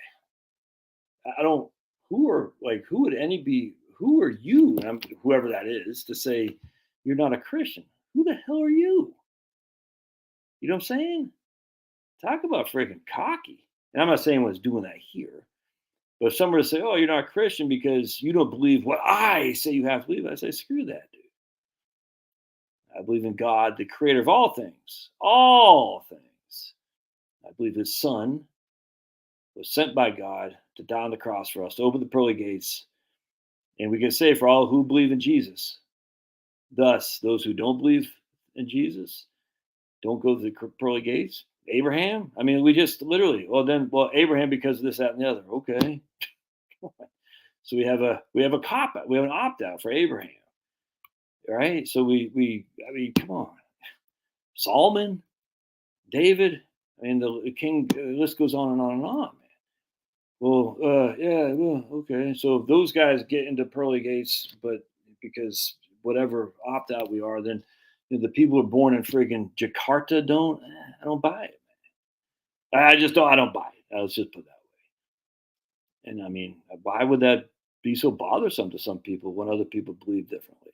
I just don't think God is. It's the it's convenience store God. I'm gonna get God to do what I need, and after that, I'll put him right back into the convenience store. I don't want to do that this time.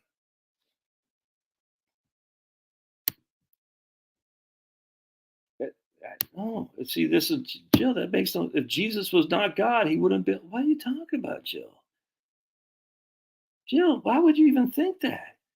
Why would, if Jesus was not God, he would not be able to rise from the dead?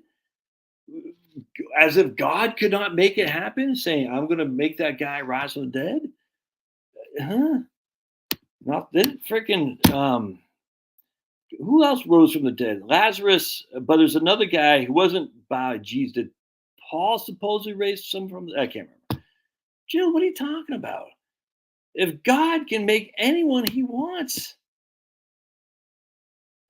I literally don't get that line of thinking. I don't want to argue.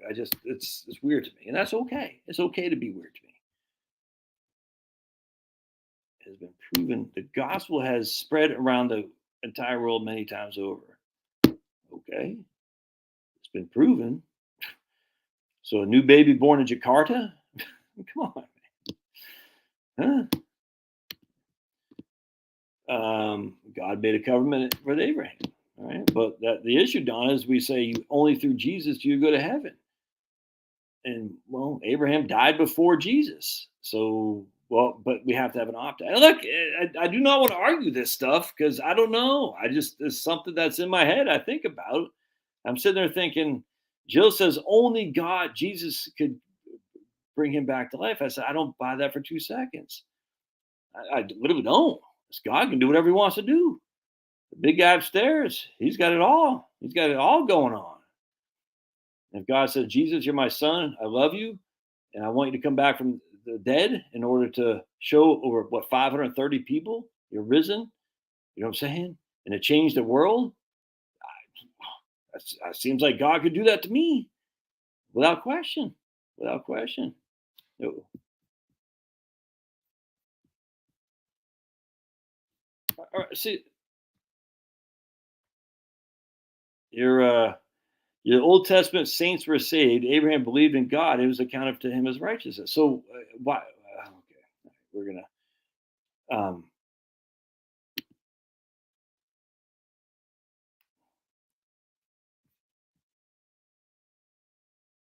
right here. Yeah, I don't think, because the point about this is religion. Religion isn't necessary for God, if that makes sense. You see what I'm saying? Religion. That's my issue here. People get so caught up in religion. And I don't want to get so caught up in religion that I take my eyes off the prize, which is the creator of all living things. And I truly think we spend a lot of time discussing fighting wars over religion without looking at the, the supreme being of all things. I'm telling you, I just, man, God is so, let's say prayers.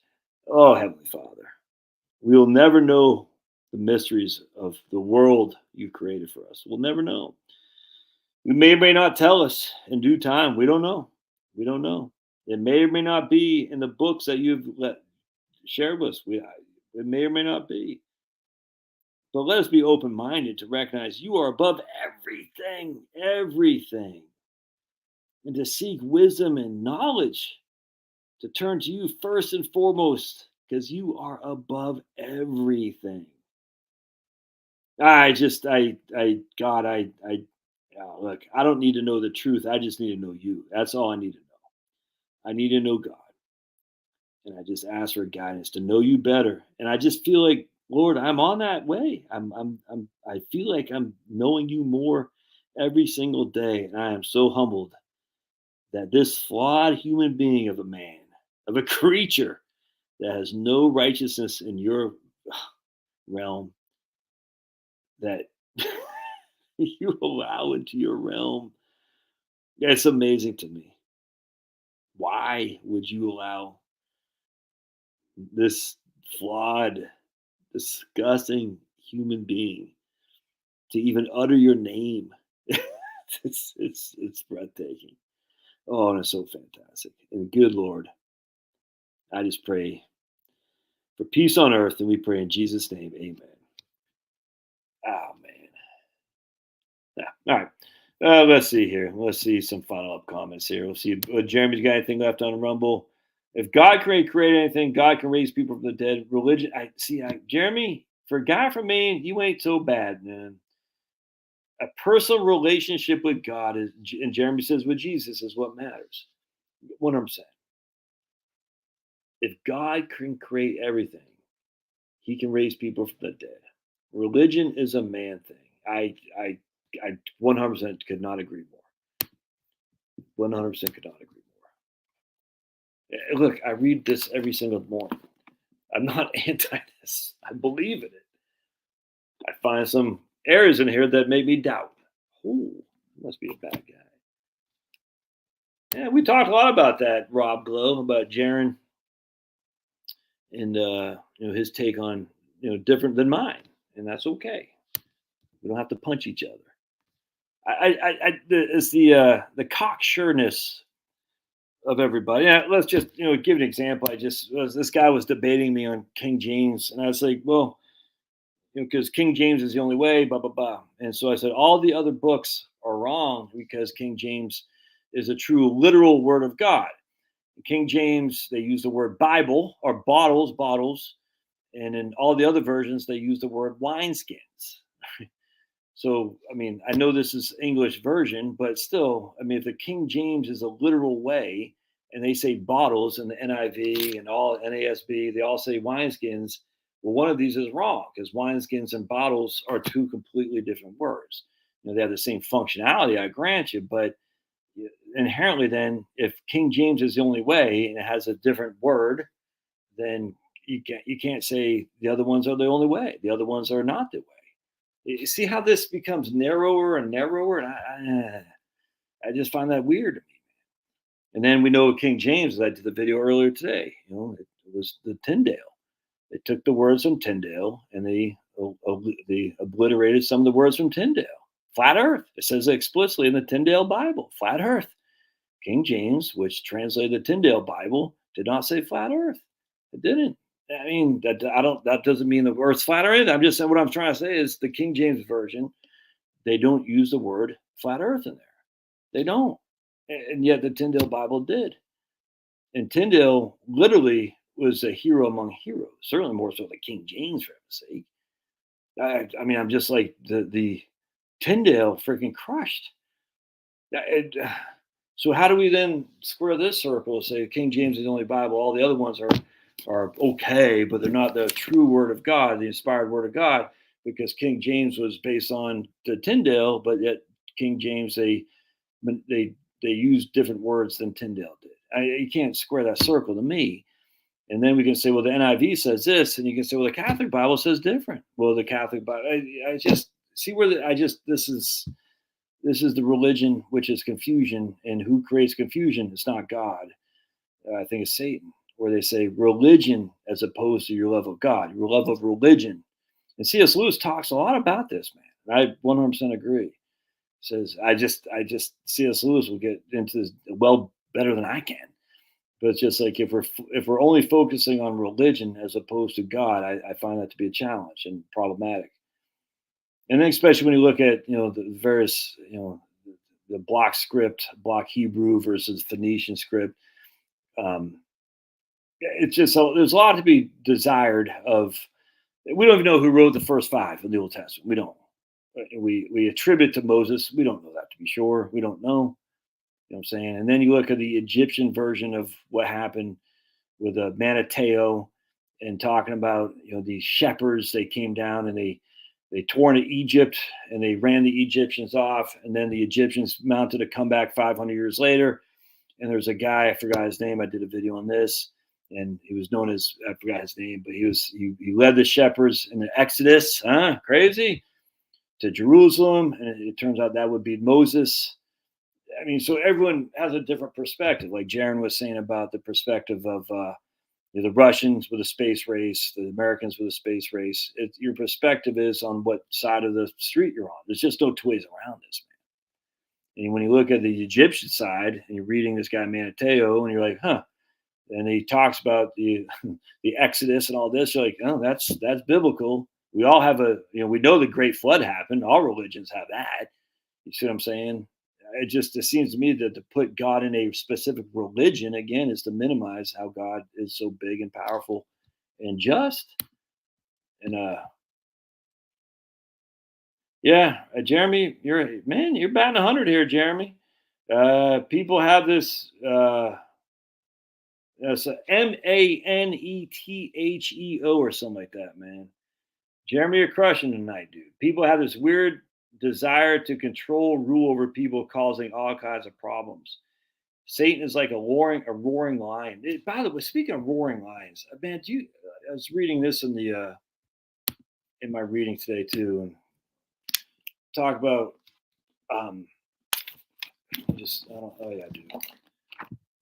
this is, I tell you, man. So go back to Isaiah. He says, where he put a lookout, not right there. Hold on a second.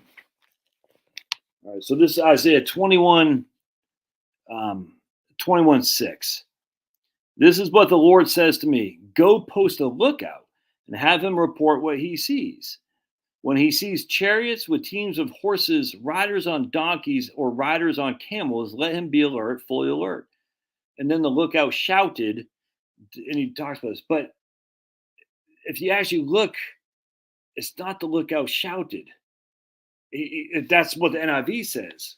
But other versions say the lookout. It wasn't a lookout. It was another, but shouted, like roared like a lion. I mean, it's just, you see, the lookout shouted, okay, yay. Paul Revere shouted. I mean, I don't know if that's an adjective, but it's like a lion. The lookout roared like a lion. Does that change? And there's so many different just contexts that can be changed. And I was reading this a lot yesterday. I was like, man, like a lion roared. I was like, whoa, that's a lot more than just the lookout shouted. I don't know, man. I can't remember where that was from, but that was in the original. I forgot what it was, but I was just like, man, why discount that? I mean, that's such a deeply, for me, just awesome phrase. A lookout. It wasn't a lookout. It was a. You know what I'm talking about.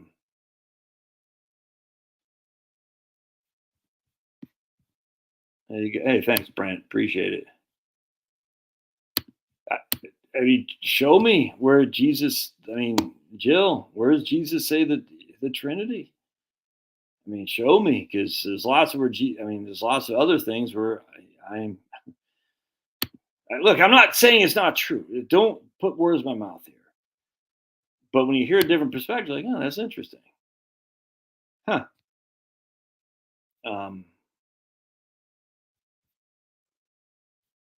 You have to. There's no other way around that. You have to learn the original languages, and I can't, and I won't. I'm too old to do that, probably. But again, Block Hebrew wasn't really common until 700 AD, and so anything that's written in Block Hebrew, it's not. It's not from the olden days. You see what I'm saying? And so we don't know we don't know who Moses was. Frankly, we don't know if he actually wrote the first five. What do they use? Aramaic? Do they use Phoenician? Script Hebrew? All these different things. And if we're going to come up with stuff that we can kind of quickly discount in terms of the languaging they used, you're like, a lot of people would go to their grave thinking that's biblical. You're like, well, and that's kind of like going back to Dead Sea Scrolls, the Moabite temple that some Lutheran German priest happened to find in the Bedouin tribe in the late 1800s, just out of nowhere. This Lutheran priest is walking through North Africa, where the Bedouins were, and he just happens this gorgeous black writing talk about Moab. No one else saw this, and we don't see it today because the Bedouin tribe was really mad that white people came, and what they did is they turned it to rubble and dust. And so we just got to go off of this Lutheran German priest.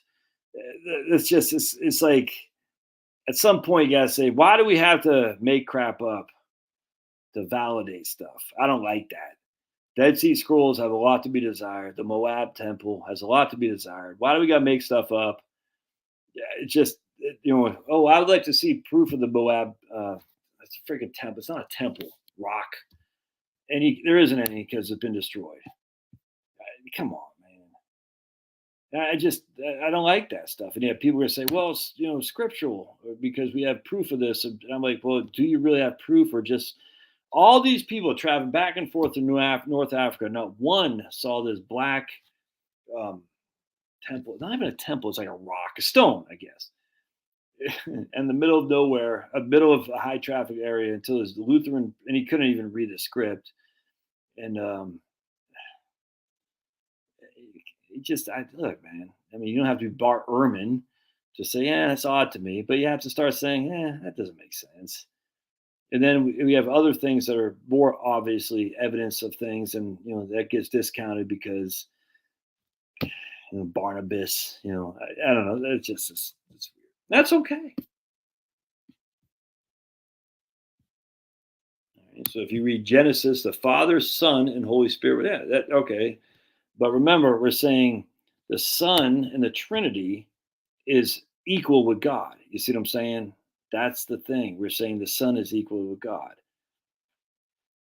And it's an interesting thing if you actually look at if you actually look to see if that's proven, because what happened is if you actually look back and you start seeing the I was just reading this 2 days ago. I'm drawing a blank. I'm getting tired. If you actually start, it was my man William, my Josephus book, William Let's look him up. That's tough. I'm gonna get out of here. Maybe we'll do another video on this tomorrow. I love this stuff, man. And I'm not angry at any of you guys. If any of you guys are angry at me, please don't be. I ask for forgiveness. If I offended you in any way, don't be angry at me. For me, it's a journey. And not to be open-minded in your journey. And I don't want to hear people say, well, don't be so open-minded, your brains fall out. That literally doesn't make any sense. Your mind doesn't hold your brains. Your mind doesn't hold your brains. It's your skull that holds your brains. So be open-minded and says, yeah, I'm willing to listen to new information as it comes. Maybe tomorrow I'll do a video. Maybe we'll do a live stream on William Wilston. That guy crushed, dude. Love that guy. He's the guy who translated Josephus. And for all of you guys who are familiar with Josephus, Don, I get it. I get what you're saying. 100%. I'm not anti-Trinity. I'm just saying there's a challenge to this that's interesting to me. I get like water, but there's a fourth thing of water too, by the way. Anyway, again, you baptize in the Father, Son, and the Holy Spirit. That doesn't say that Jesus is the Lord with 1 equals 1. It doesn't say that. It just says at the end of the day, just because you say that I'm Catholic, Father, Son, Holy Spirit, in of itself, that does not prove the Trinity. And if you actually look back at the beginning of the foundation where they kicked out the anti-Trinitarians, and I can't remember, it's the Niceans, I can't remember. You're like, oh, that's weird. That's weird. Like the 300 AD. You have to, you don't have to. You don't have to do whatever you want. But you start seeing, like, this is man who's involved here. Men. And you're like, why did they kick out William Wilston? I'm sure is his name. Wilston, I can't remember. But the guy who translated Josephus, was not a Trinitarian, just FYI. And he was banished from polite society because he was not a Trinitarian. Now, this is in the 1500s or so. And he was part of the banned Christianity called I almost said Anabaptist. It's not Anabaptist. It's I'm drawing a blank what it was. But William Wilston, who translated Josephus, who many Christians will use to validate Jesus being risen from the dead. I wish you would not, actually.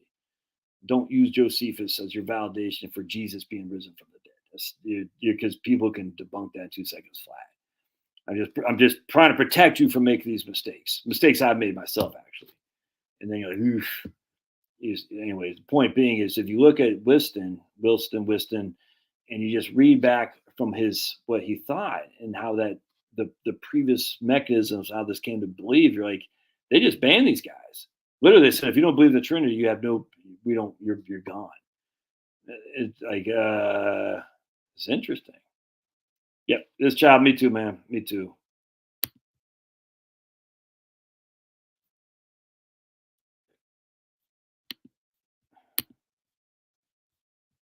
All right, I'm I get out of here because I'm going to get frustrated.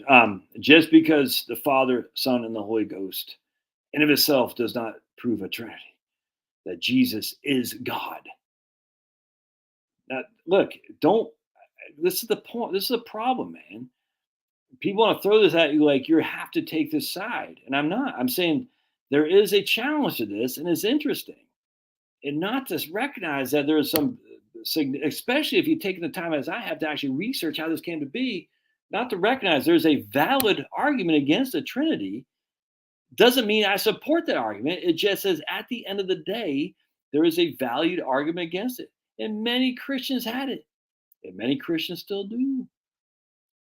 But just because those Christians are the minority doesn't mean they're wrong.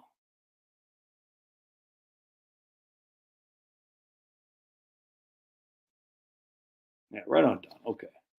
Yeah, I'm going to bed myself. All right, we'll get out of here. We'll do it another time. All right. God bless. It's all good. God is good always. If loving the Lord is wrong, I don't want to be right. We'll see you guys.